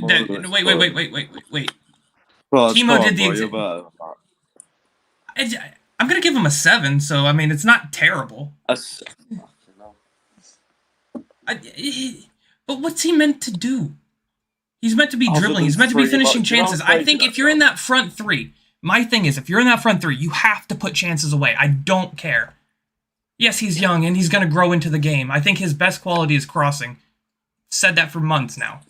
I think he's a very good player. Don't get that twisted. I think he's great. But other than those 3 moments, he had silly giveaways. He had silly parts where he wouldn't take somebody on, and he would just lose the ball. Like, I don't think he's a bad player, and I don't think he had a bad game by any stretch of the imagination. But I think if you're going to judge him, you're going to judge him on the same that you would judge Timo. If Timo had this game, we're not going to say the same thing about Timo. We're going to say, well, he wasn't that great. He had 3 great moments. He had the exact same type of game that Timo had against Zenit. So I'd go with the 7. See, while I can't say you're wrong, but what did we give Timo for the Zenit game? Didn't we give him like an 8? Very high. I think we gave him like a 7.5 or an 8, yeah. It might have been a 7, to be fair. So I'll change it. I'll go 7.5. I'll go 7.5. Let me just react to the chance that you mentioned, because I saw your tweet about it as well. And I don't think you're wrong, but obviously it's just facts that he doesn't have a left foot. What I think he should have done better is that with his first touch off the left foot, he should have bounced it to cut in already and then shoot straight away, rather than take 2 touches, then cut and then shoot. But you know, when Thiago Silva does exactly the same thing the Villa defender did there, we say it's unbelievable defending. That block is also very good defending. So as much as we can be critical of our attacking players, sometimes we also have to just understand an opponent can defend well. That exists. That doesn't necessarily mean that our player did something super wrong. The movement was quick, the shot was quick, and the shot would have been attacked. It wasn't awful. It's just a decent block. It happened. But I guess so far we see that if you said 7.5 and that's an 8.5, we sit on an 8. I'll let Jester go first, Pice, because Jester will probably have similar opinions to Clutch, maybe slightly more drastic, and then I'll let you kind of counter both at the very end. So, Jester, what do you reckon about Callum Hudson-Odoi? I mean, also, what is your reaction to Thomas Tuchel's statements about it? What is the manager supposed to say? Well, we could say it was good, but not one of his very best performances, and he was phenomenal or outstanding or whatever. Yeah. I'm not saying you should. I'm saying you could. You know, most managers don't go up and throw their players under the bus. I'm not saying that he needed to be thrown under the bus. I'm just saying most managers are positive. So I don't let the manager's reaction to the match temper my opinion of how I view the game. The last time we were here, it was a 0-0 with Wolves. And Pi said, keep it real. I like my wingers to be able to shoot. And to quote the outstanding YouTuber Monster, Callum Hudson-Odoi cannot shoot. He had 3 chances I know of in the box fall to him. First half, Christian Pulisic, I'm sorry, that's a first-time left foot shot. If that's Ziyech, that's a goal. Or at least the ball's on target because he's left-footed and he can take it. Second half, Marcus Alonso plays him the ball, and I don't know if he wasn't expecting the ball to be played to him, but he barely taps it back to the goalkeeper. And then Kovacic plays him in. And you have to bury that game. We're only 2-1 up. Aston Villa are starting to play well. And against a better team, we at least draw that game. Because we don't take our chances when they're there. He has to bury that chance. He does. So I'm with Clutch. I tweeted praise for him for the cross to Lukaku. The one thing he's very good at is crossing the ball, which is why I don't understand why people don't like him at right wing back, because he can get a boatload of assists from that side. But he can't shoot. You got to finish it. So 7. Fair. I mean, it's so funny. Like, you also agree that he was decent today. You maybe don't, or good today. Maybe you don't agree he was outstanding, but it's not like Jester and Clutch are set to say he was awful. But you have to agree with them that, for me, only the second one, the one that he tries to put bottom far corner, he has to score that. The first one, I'm a little bit more lenient than the other guys, even though, of course, if he's left-footed, he scores that. But hey, that's life. Unless you're Pedro or Ousmane Dembele or Thierry Henry, you're going to have a stronger and a weaker foot. That's just life, and that's any footballer ever, pretty much. So I'm not going to be too critical of that. Even though it's frustrating, what's he going to do? It's like when we criticize Alonso and Giroud for being slow. Well, it just is that. Well, all right, do you know what I mean? But, Pice, I know you held your breath for the last 10 minutes here now about Callum. So say what you want to say what you need to say. No, I'm just bored of it, to be honest, Laurenz. Just really bored of it. He's a creator. You judge him on creating. He had 3 big moments. Sorry. Today. He's a winger. Can we stop this? He's a creator. He's a scorer. Bollocks. He's a winger. And can he please do both? As any winger should do. Bro, unless you're Mbappe or Haaland, right? Yeah, but they're strikers. That's a completely different situation. No, Hudson-Odoi is being put on these same expectations as those two. No, he isn't. Yes, he is, by Chelsea fans. He had 3 big moments today. Fair enough. 3 big moments, right? 3 big moments. I can't believe, first off, Clutch said only 3 moments. Like, I'll be interested to see what Lukaku gets, for a goal and a run. But whatever. I'm just bored of it, to be honest. I can't believe it. What rate would you give him? I don't have much to say. Apart from the finishing, I thought he was outstanding. Exactly what I'd want in my winger. Absolutely brilliant. Looks so much more threatening every time he plays on the left-hand side. But, if you don't like my opinion, I don't care. He does need to improve his finishing, but I think he'll get there. I do. Vinicius, last season, couldn't finish, save his life. Now he's like one of the best finishers in the world. Just think he needs to put more power in it instead of trying to be perfect and place them every time. But, this guy gets held to ridiculous standards. It's crazy. And one of the reasons why Tuchel praises him so much is because he knows his potential. He knows his talent. And that's why he hooked him off against Southampton. That's why he shouts at him on the touchline and goes crazy, because he knows... The backheel flick today, and he went livid at him. Yeah, he knows how good he can be. That's why. He did the same with Ousmane Dembele. So, I just... Fair. But what rating would you give him, crazy.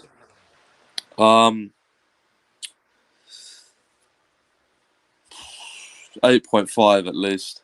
I would have given him like a 9 or a 10, but as I said, you can't give him that when you have bad finishes. But I mean, he's won a penalty assisted Lukaku, and then pretty much assisted Lukaku again. Like I don't get it. Just move on. I mean, to the other obviously, guys. you were only like 1 point higher than the other guys now, so like you were drastically off each other. One last thing about Callum, again, just what you said. at the Like start how of the this whole- fuck can you give him the same rating as fucking Jorginho when he got 3 involvements? I don't fucking understand that, bro. I do Oh, slightly sorry. disagree with that, but I won't talk anymore. I get really annoyed when people slander Hudson-Odoi for no reason. But they didn't slander them. They didn't slander him today. They just because I like you said, he's a creator and he's not a finisher. Like I disagree with this separation. Like he's a winger, end all. You should be a creator and a finisher. But like you also said, hey, his finishing wasn't great today, but that doesn't mean his creating wasn't, because his creating was really great today, and that's what he did today. And him and Lukaku then helped us win the game for me. So that's why I would have gone as Pies with the 8.5, although probably at my initial rating, like I told you guys, was 8 because I would have given Thiago the same 8. But shall we move on to Mason Mount? Shall I take your mind off Callum Hudson-Odoi, Pies, and let's move on to Mason. What do you make of him? Because we talk about finishing for Callum. Mason's finishing today was even worse. What is he doing on 2 occasions? Come on, man. Yeah, I thought he had some good involvement down the right-hand side, but I think one of his probably, as you said, more poor games in terms of the finishing. And the differences between like Mount and Hudson-Odoi, like Mount's a better finisher than Hudson-Odoi, so I'll hold him to his higher standards because I've seen him finish really well.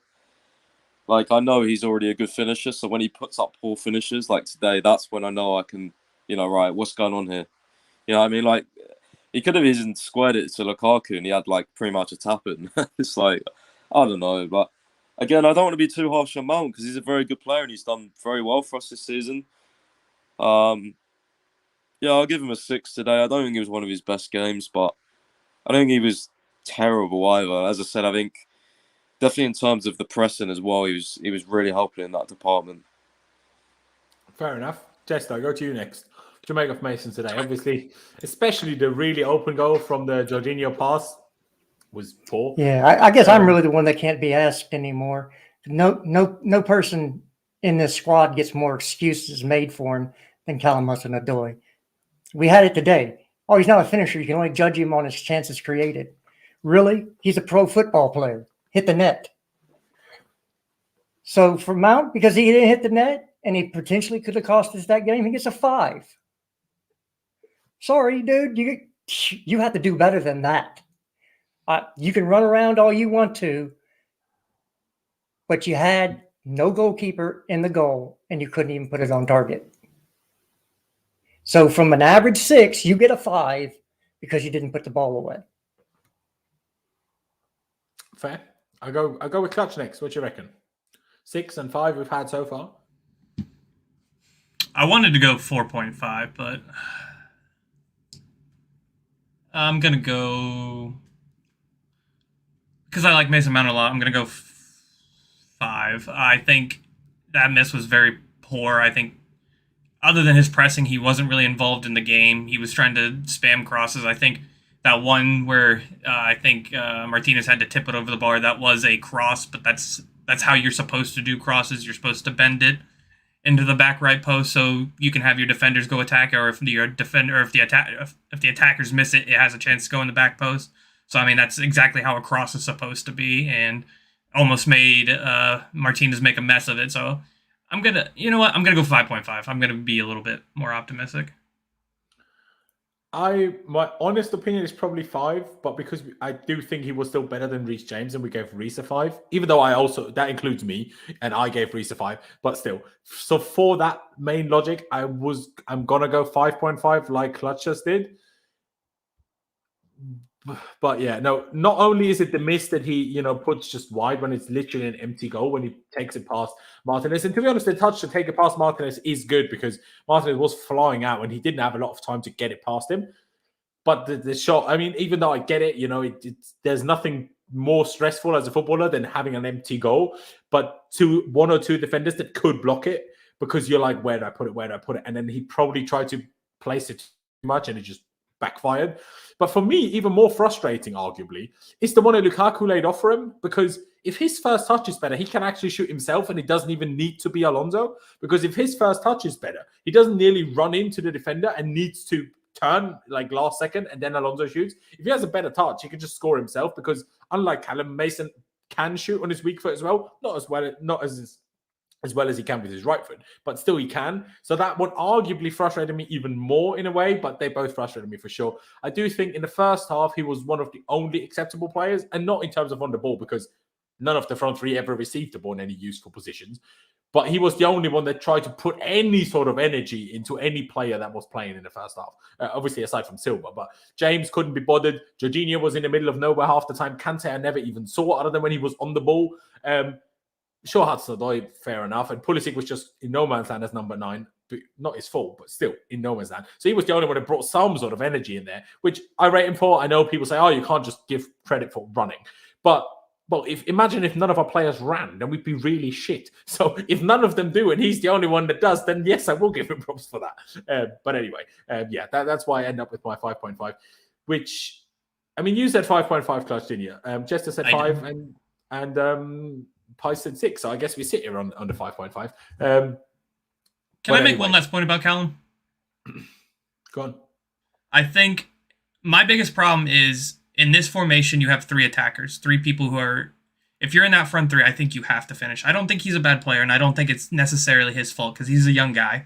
But I think if you have 3 players in the front 3, and only one of those guys is a technical finisher, it's not going to be that hard to mark somebody out of the game. It's not going to be that hard to not get goals. So when you do get into positions like that, I think Cho needs to sort it out, because, I mean, yes, Pius is right. Maybe he is held to a different standard, but he also gets a lot of excuses made for him too. Nobody else gets as many excuses made for him on this team. So I think, well, actually, that's not true. I think Mason does. But I think, unfortunately for Cho, he gets that slight excuse made for him. But I think if he starts to finish off these chances, there's no point to even thinking about a Chiesa or anybody else, because we have somebody who's going to finish off these chances. That's what we need. We need those front 3. If Mount's not going to do it, what if Lukaku doesn't have a good game and he's not finishing chances? Then we're going to end up exactly like the Man United or the Burnley game. And I think that is one of the big reasons why we're now not seeing, or we're farther back in the title race than we probably should be, is because we didn't finish our chances when we could have back then. If you think about that, we're tied with City right now, as far as points go. So I think that is what frustrates me. I don't think he had a bad game by any stretch of the imagination. Timo gets constantly abused. By the way, by Ace Ready. Absolute fact. Maybe less so this season, but last season. Yes, I would agree. I think my frustration comes from that. It's nothing more than that. I don't think he's a bad player. I don't think he had a bad game or anything like that, but that's where my frustration comes from. Fair enough. And Ace, by the way, appreciate the donation. Appreciate it a lot. Let's move on to Christian Pulisic. I'm not sure if Pice will come back. He hasn't replied to next now. I think his internet might have been down. I don't think he rage quit. I'm not sure, though. But let's get to Pulisic. It's so tough to rate the first half, because was he good? No, not by any means. But how much of that is to blame on him when the guys, like, stop playing him as... Obviously, I know who else, right? But when Lukaku can't start and Kai is still out and Timo is still out, so I get it. But his first time, it's like, what are you doing? But again, not just his fault, but he just doesn't even see the ball in any useful positions. Second half, wing back, he was clearing at the back post. He was trying to take people on. But was it super productive? Mostly also no, I will say. My big problem with Pulisic this season is that his first touch is just so bad. The amount of times the ball bounces off him way too far is ridiculous. Like, when even it stops himself from going on any useful dribbles, because his best attribute is dribbling. But most of the time, his touch is so bad that he stops himself from being able to dribble, which is really frustrating. And that happened on a couple of occasions as well. So it's a frustrating one for me, to be perfectly honest with you. Who do I go with first? Who do I go with first? I'll let Jester go first. Because, like I said, the second half I was happy with him. And the first half I just don't know how much of the criticism I can put on him, because it's not really his fault. Well, this is how I rated him. 5.5 in the first half, 6.5 in the second half, 6. He was better as a wing back than a forward, and that's what happens when you put him in some space where he can actually use his attributes and not try to play against two big defenders. Mm-hmm. And even when he dropped, he had Douglas Luiz there because our midfield had no attacking punch to it, so they just sat right on him. He's not a center forward. I'm not going to give him excuses for not being a center forward. So 6 for me, 5.5 at center forward, 6.5 at right wing back. Fair enough. Pice, I'll go to you. What do you reckon? Because we've obviously, Pulisic has played at striker a couple of times recently. It's never been good, but we've always sat here and like, he's not been good, but like, it's just not him. Like, it's like, I don't know. It's like if we played Mason Mount as a single DM, like it's just not him. Probably even worse. Yeah, I think the problem is he tries to play as a striker and not a false nine. Mm-hmm. I think I do feel bad for him at times because I guess he just doesn't understand the role. But I want to take you back to when Havertz plays for us. Like, I'd like to see Pulisic drop deep and try and pick up the ball. You know what I mean? He did it a lot against Brentford, and they played a deep block too. And Aston Villa were actually more open than Brentford. But I said to you the other night, I don't know whether playing, because he played kind of like a 2 up top when he came on against Brentford. I don't know whether that helped him, made him feel more confident coming to collect the ball. But I don't know. Like, I just feel like he's playing as a striker and not as a centre forward. You know, like with Havertz, he's constantly moving around, picks up the ball, drops deep, moves left and right. You know, I feel like Pulisic's just standing in the box, just waiting for the ball. But again, like, yeah, half it's his fault and half it's not, because things like goal kicks up to him is not, he can't control that, right? But because of his height. But I mean, stuff like movement you can control. He could certainly do more in the game to get involved, I think, personally. But I think with Lukaku back now, as long as everything goes well, I think, you know, maybe he plays at wing back, maybe he plays on one of the sides. I don't know, but yeah, I think this experiment's one that we should be using anytime soon again. No, for sure. Would you agree on the 6 though? Would you go slightly lower than that? Would you go slightly higher than that? Because did you say anything about his like second half when he was a wing back then? Because I thought he was sure. I mean, yeah, between probably a 6 and a 5.5. I think it was a bit better in the wing back role, but he didn't look threatening in the wing back role. He just played it quite well. You know, he defended quite well. His shape, he understood the shape of the team and how to position himself. Yeah, I'll give him a 6. I'd probably agree. Yeah, I would go slightly more drastic either way than Jester. I'd say 5 first half, 7 second half, maybe 6.5. But I'll still give him the overall 6. So not much you're going to change about a Clutch unless you're going to go drastically different. But Clutch, would you go along with our assessments? Just struggling first half, but actually pretty decent second half. Even though you actually you're not the biggest fan of him at wing back, are you? I don't like him at any position other than the left-hand side because I don't think he's useful at any other position. I think you're not going to get any end product out of Pulisic in any position other than that left-hand side. Now, I agree there's a competition between him and Callum, sure, but that's for a different conversation. I think I disagree with the point that he could have dropped back farther because I think they stacked that midfield. There was no space to drop back into the midfield too. I think the problem is we were just spamming crosses to him like he is Lukaku, and he's just not. He just doesn't understand that position at all. I think he was better as a wingback, but I mean, I don't think it was. I think that was more to say because of James it wasn't that great at wingback. I think, yes, he played defense decently today, but 9 times out of 10, he's not going to play defense very good. And then, I mean, once he's up there, especially in that right wing back position, and he's taking on players, he can't cross the ball. I've never said that he's a good crosser. That's not what he does. So he's just going to flummox that chance. And I think, I don't know. I mean, I'd probably go 5.5 because I think the first half was really not great from him, not his fault, but I also don't think it was that great as a wing back. Yeah, I mean, I agree. I also agree a little bit with Alex's comment here, saying the amount of crosses Chelsea aimed into the box when Pulisic was in the false nine, or for me, still, it's not even a false nine, it's just a striker. That's how he plays. Didn't help either. They could have played through balls to him down the central space or half spaces. I agree with that, although I will say that's where I agree with what Pi said in terms of that he needs to do more, but not necessarily drop back. I just need him to roam more, like move more. I need him to start runs, even if a bit like Timo, right? Timo starts runs not even always with the purpose of getting found, but just to make space. And Pulisic doesn't make that often enough for me. He does it, but not often enough for when he does this role, because he has the pace, even though he's looking, since his injury, to me, he looks a lot slower than he did before, but maybe that's just, memory failing me, and he always looked like this. I'm not sure.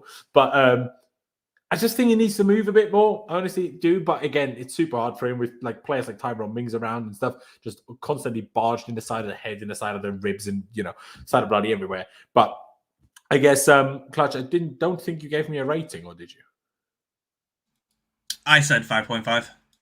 You said 5.5. I guess we still sit on the 6 overall. It's very interesting that you gave the 5.5.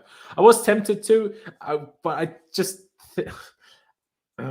It's tough because I think it's a 5.5. The second half was better than Mason, but I just think overall, I'm not sure if he was. So, yeah, I was going to go 6 just to be a bit nice because I let him off for his not being his ideal position. Now, guys, I'm going to try to make the most sense as I can now from once I add subs. Just when there is a sub on this position, just only focus on the sub for the whole situation to make sense.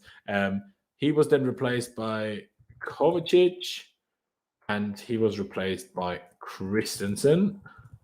Let's just do AC. And then obviously Lukaku moved up here. James moved down here. And Pulisic moved over here. And that's not even it yet.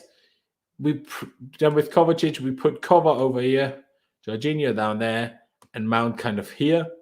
So it was kind of more of a midfield three. Everybody saw Kova pointing 3 midfield, shouting to Mason all the time. So it was pretty obvious, but that's kind of the shape I guess Lukaku more here. And then that, not from the start from when Lukaku was on, only once Kova came on for Kante. But in the end, that was the shape we had. Let's get to Lukaku first to get to full rating because he played a half. I mean, like I said, we were hyping it at the beginning already. He did something out of nothing, and that's what I want to see. Not all the time, not every game. I can't expect it every game. But sometimes. And today, turn up with it. Not just the goal, which was kind of out of nothing, but it needed a good cross. But he finished it. But the run for the penalty was fantastic. Hopefully, there's no injury to him, but Thomas Tuchel hasn't mentioned anything as far as I've seen. So, I'm going to give him...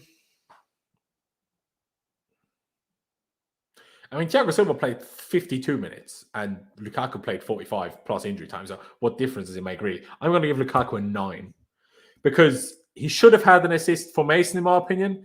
He should have had essentially pre-assist for Callum because obviously he was, again, Lukaku's run who played it to Kova over to Callum. And, Kova didn't really do much in that scenario, but just, it should have been Lukaku involved in 2 more goals than he already was.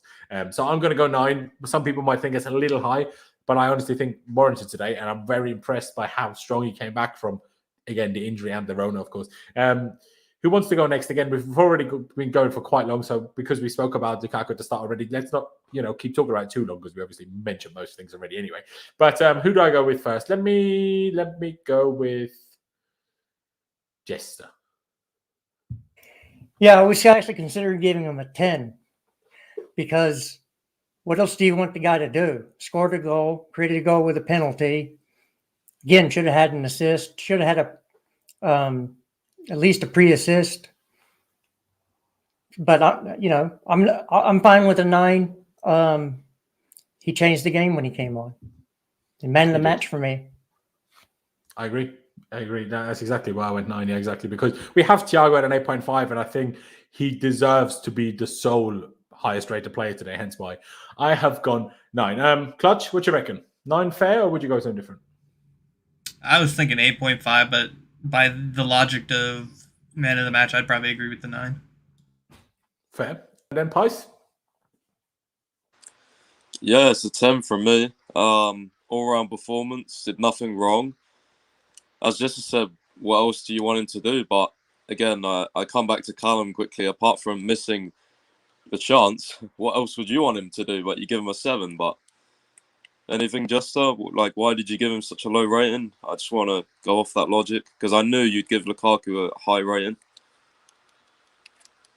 Yeah, because I expect my wingers, I don't care who they are, when they get a chance like that to put the game away, to put it away. And it wasn't just that one. It was the one from Marcus Alonso. And again, I thought he could have done better with the one in the first half from Pulisic. Okay, So but that's the only reason why. Look, a 7 is not a bad score. it's a fucking atrocious score. Well, I mean, that's your opinion. That's your opinion. But again, I'm sorry. You rate him high because he's your guy. Involved in 3 goals. I don't understand. This third goal, no. But Lukaku gets a 10 for scoring a goal and being involved in the other. What? Lukaku was. You're talking about the run that Callum played a 50-50 ball that Lukaku won and took all the way down the pitch. That we're supposed to give Callum credit for that? Absolutely, he set up the goal. You got to be fair on everyone, haven't you, bro? Like, come on. It is, but Price, I would just be a little bit careful because not that people start clipping what you said about Werner after the Zenit game, which was also like, oh, what more could he do? And Werner couldn't have done much more in that game.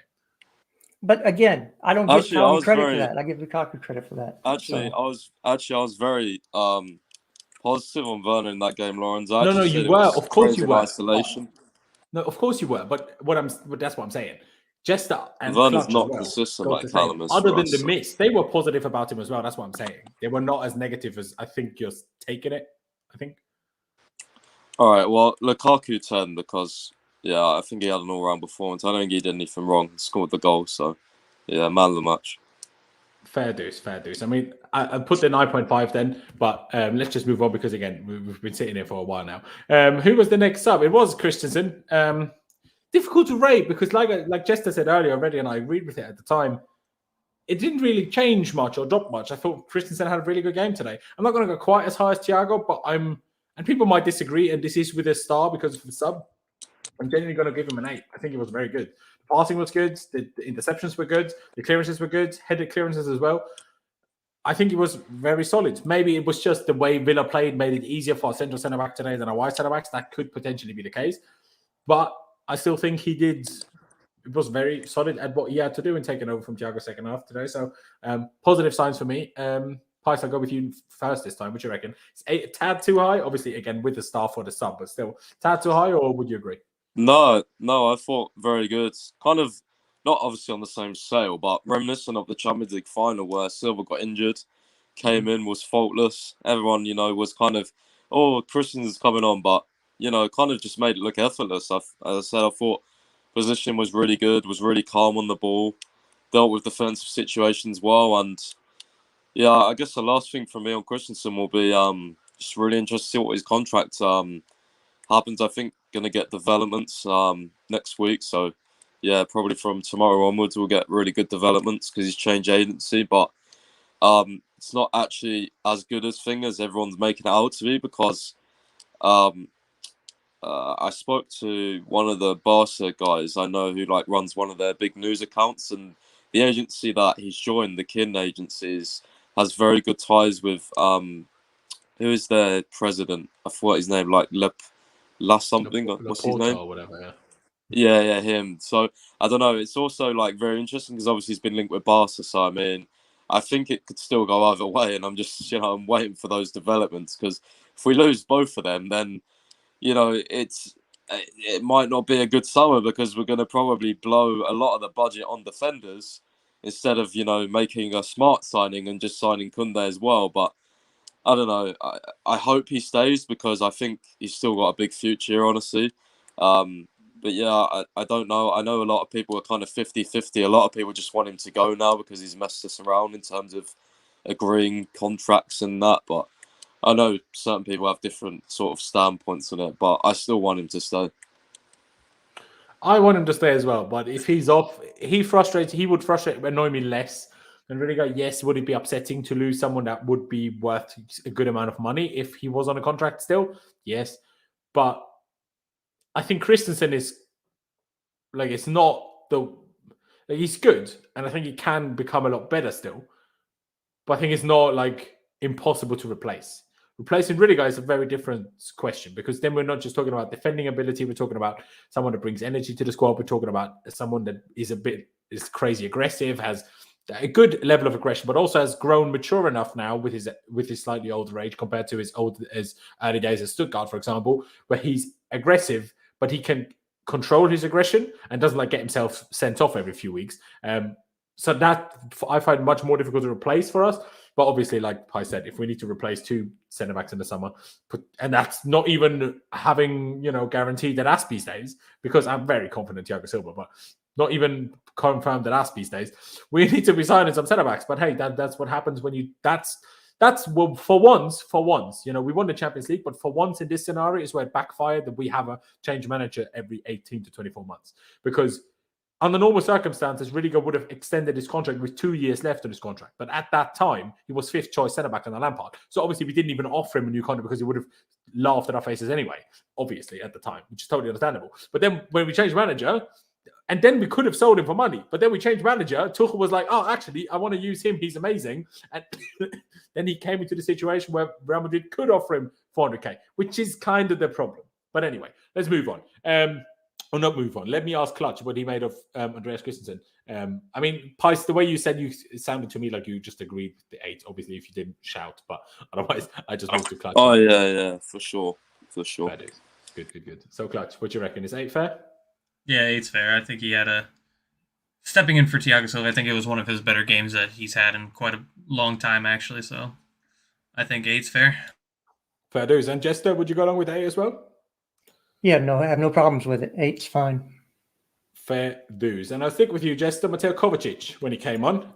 Obviously, we changed the shape. You said initially he helped us gain control. Initially, the first 10 after that sub, it seemed like we kind of needed a few minutes to get to grips with playing in midfield 3 all of a sudden, and also using our front 2 slightly differently. It took us a second to get to grips with it. Once we did, it worked. What would you rate Kovacic? Yeah, our midfield is so much more of an attacking threat with him on the pitch. Mm-hmm. I love Kante, but Kova shouldn't have had an assist today. For me. For who? For Callum, yeah, sure, yeah. For Callum, he should have had an assist. Yeah. I thought he played brilliantly. He you know what you're going to get from him. And I'm not Kovacic's biggest fan because in the past seasons, he really hasn't done much in the final third. But this season, he's figured it out. I'm going to go 8.5. I thought he was brilliant. Fair dues. Who do I go with next? I'll go with Clutch next. Let's see. Do you think that's slightly too high, or would you go along with Jester's 8.5? I'd probably give him an 8. I think he was really good. He did have a couple bad giveaways, but other than that, I think his pass to Callum was absolutely brilliant, I think. Unfortunately, he didn't get the assist, but that is... Was the pass so brilliant? Someone had a go at me in the chat already as well, saying it was so brilliant. I just remember it as quite simple. Just, okay, someone passed him the ball from the right and he passed it over to the left. But maybe I'm misremembering it. I could be... the pass... Talking it down when it was actually pretty good. I think it was good enough that I think if Callum does, which I think is what he's good at, which is putting it in that top right corner, I think that's a goal. So I think it was just a good one-touch pass from him. So I'd probably give him an 8. Fair dues. And then Price, what do you reckon?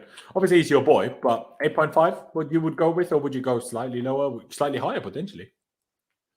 Yeah, I'm happy with that. I was thinking 8.5/9. I think the best thing about the play to Callum wasn't actually the pass. The pass was simple, but he actually intercepted it, and he pressed high and won the ball and then played it off. So and he continued his run as well as the midfielder. Yeah, which is good.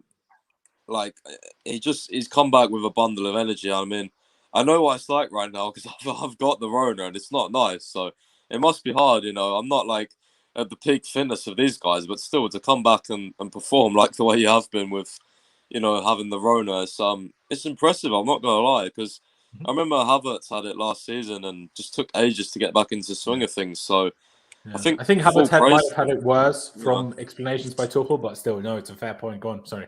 Yeah, but like it's just crazy. Like his energy, I was worried his energy wasn't going to be there for a few weeks. Like in terms of pressing, in terms of going for those risky dribbles that he always gets away with because he's dribbling so good.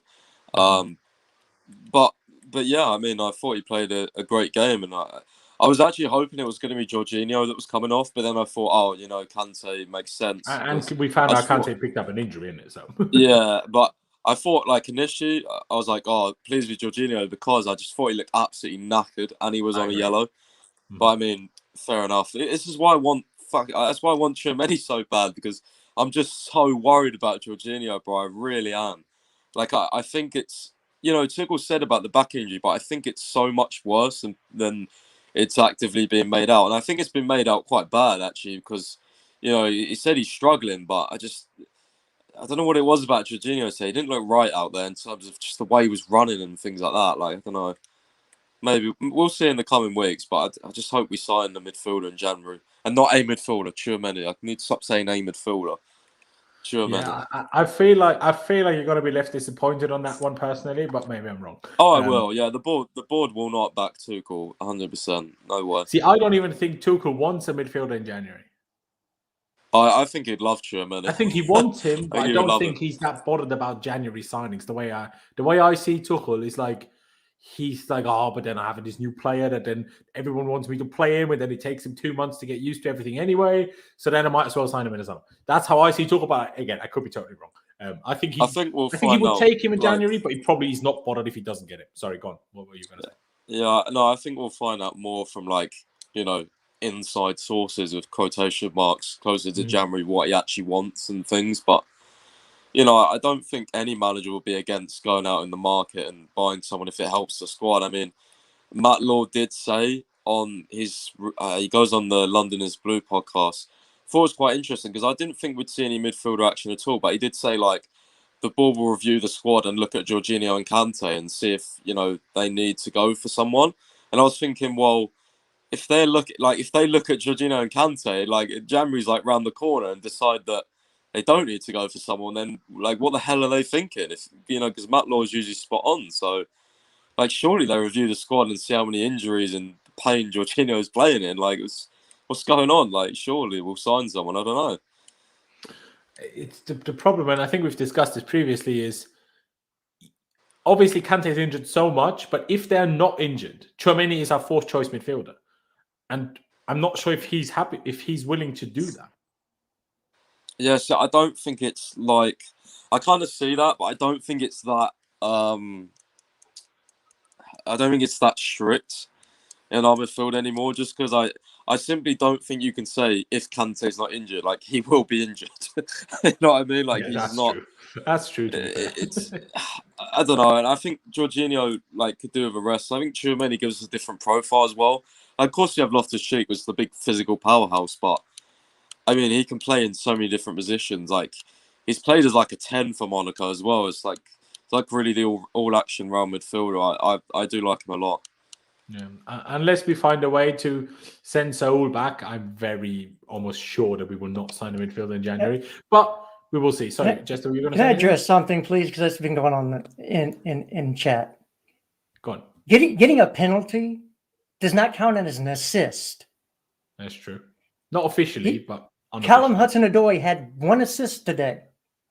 So, okay, I understand that he's your guy, but stop trying to give him phantom assists. And secondly, Kovacic has a star next to his name because we're grading him as a sub in what he did in that time.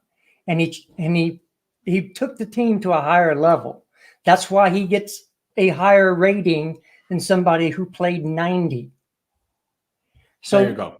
At least know what you're talking about before you put some guff in the chat. Winning a penalty is not an assist. It's true. Winning a penalty is not an assist. And especially, I saw someone even say, he essentially set up 3 goals because he played the ball to Lukaku. I mean, he was involved in 3 goals, but he didn't set them up, right? So it's not a penalty.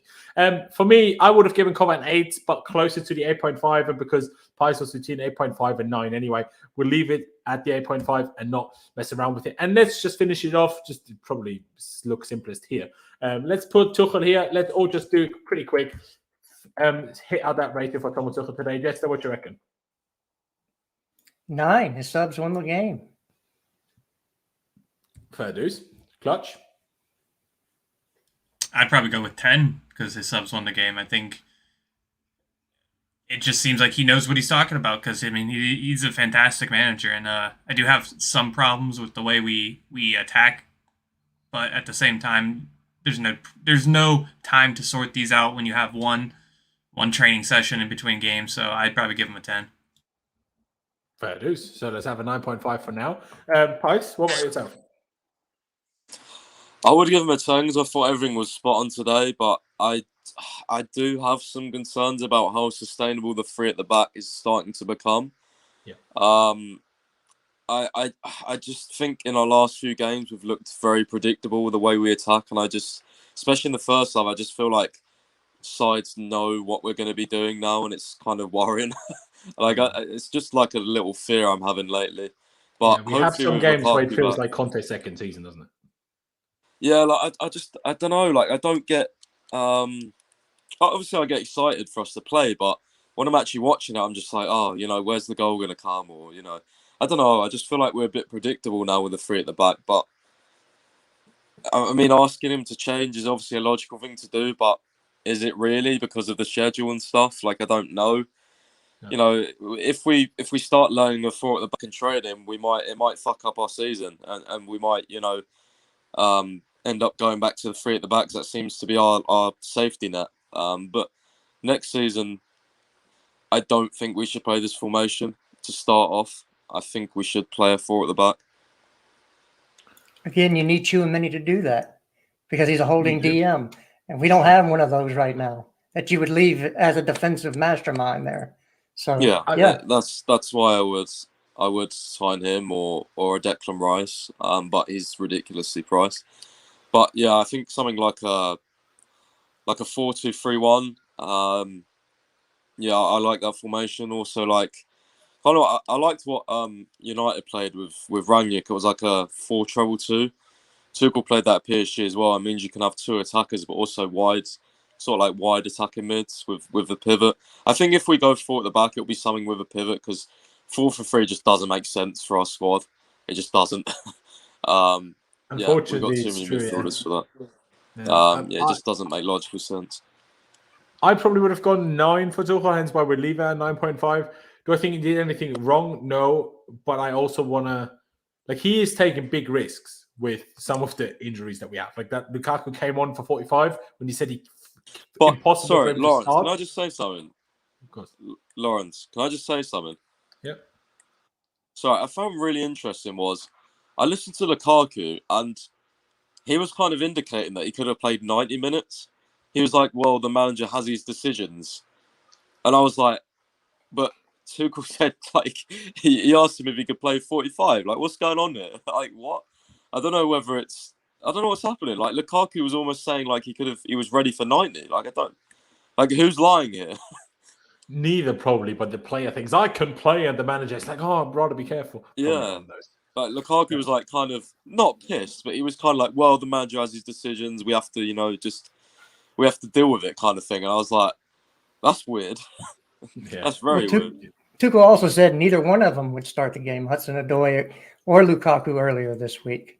Yeah, he did. So, although that was so much earlier this week, I guess, that was a fair few days ago now, I guess. And what's happening with Kovacic as well? Because not Kovacic, Havertz, he was in training. I don't think he was. I think he was in training for one day. I think he was in training for 1 day. You know how we left him out against Everton? And then we thought he would be back for Wolves and then wasn't back because he had positive tests, negative tests, and then they were inconclusive. And then he had another positive test, and since then he's isolated, which is why he wasn't at Chelsea on scene in training. But that was the 1 day he was back, I think. Because we even saw him on Insta comments where he said, I'll be back soon, bro, in replies to Rudiger. So I don't, if he, soon, wouldn't say soon if he's already back, would he? Yeah, I guess that makes sense. I was just I don't know. I just feel like Tuchel's been playing a bit of mind games recently. What was the one where he said, against, was it Brentford? Yeah, he was like, Kante won't even be in the squad, where he came on for 14 minutes. It's very weird. Yeah, it is weird. It is weird. Let me just say one thing about this whole back three problem, because I do think it is a problem, and I'm slightly disappointed in, if I'm being perfectly honest, because did I want us to necessarily change formation straight away this season from the summer get-go? No. But I did expect us to work on a back four formation enough in the summer for us to have it as an option during the season, and we seem to not. And I see what Jester said, we need the midfielder that can hold this. I get it, right? But let's also not pretend that we didn't finish third in the Europa League in a four at the back with the same midfield. So I'm not saying we can do it against City and Liverpool, but we can play it with the back three against those teams. But when we play Wolves, when we play Everton, we're just fine in the back four with the current midfield. Just fine. Maybe not with a single six, but with a back four, we can certainly find ways to make that happen. Of course, I give him all the leeway in the world because we play every 3 or 4 days. We never, like Clutch said, we never have proper training between games. So when could you work on things? But that's what I'm saying. I'm disappointed that it hasn't been worked on enough in summer for us to feel like it's an option we can use without having more time to work on it. And I'm a little bit disappointed by that personally. Because I do think we need to be more variable. Like, sure, we changed the shape up top a little bit, 2 up front, and like 2 behind, 1 up top, up front. We changed that, midfield 2, midfield 3, blah, blah, blah. And yes, also with Chile, we're just way more attacking and better attacking than we are with Alonso. I get it. Everybody's tired, and Chilwell and Reece James and everything. I get it. But it would be useful if we had the switch possible to us. Although, like we kind of did in the second half today, with Reece was kind of more playing like a right back than a right centre back at times anyway. So I guess maybe he's kind of doing it a little bit, but I just wish maybe we didn't have enough time in the summer. Could be. But I would just wish we prepared a little bit better for it in the summer. But now in the middle of the season, it's impossible, essentially. Maybe if we sign someone, it just clicks, fair. But I still think it needs time on the training pitch to make a new system, a new formation work. And, that's just going to be that. But I think, ladies and gentlemen, we're going to round it out here. Boxing Day football, who doesn't love that? And we came out of it with a win. It wasn't the prettiest of wins, especially the first half really wasn't particularly pretty. But the second half was pretty good. It turns out we have a striker, which is lovely to see because we haven't seen that in way too long. By the way, one thing I will say, someone in the chat said very early, but we look better without Lukaku, don't we? Yes. Today wasn't Havertz on the pitch. If we had Havertz, we might have not had the problems in the first place. But obviously, if then Lukaku plays like he did today, no one ever said we're better without Lukaku. But when he plays like he did against West Ham, then we're better without Lukaku. That's what we're saying. If the player plays well, obviously not. That's why we paid 100 million for him. But anyway, ladies and gentlemen, I appreciate every single one that has tuned in today, especially because we've gone for pretty much 2 hours. So if you're still here, big up yourself and subscribe. If you haven't already, hit that big red subscribe button for me. On the road to 15,000 subscribers. Doesn't cost you any money, barely cost you any time. Same as clicking the like button. So please do that as well. We definitely can do more. So hit that for me down below. Check out Pice, Clutch, and Jester down on Twitter. On Twitter, down in the description below is what I'm trying to say. Check these guys out. I appreciate you all for coming. Again, everybody, I hope you all had a nice Christmas. If you celebrated, and if you didn't, you just had a good couple of days off, and Chelsea just cheered you up for, a lovely Boxing Day. But yeah, ladies and gentlemen, thank you guys for watching. Up to Chelsea, upwards and onwards, and I'll see you next time.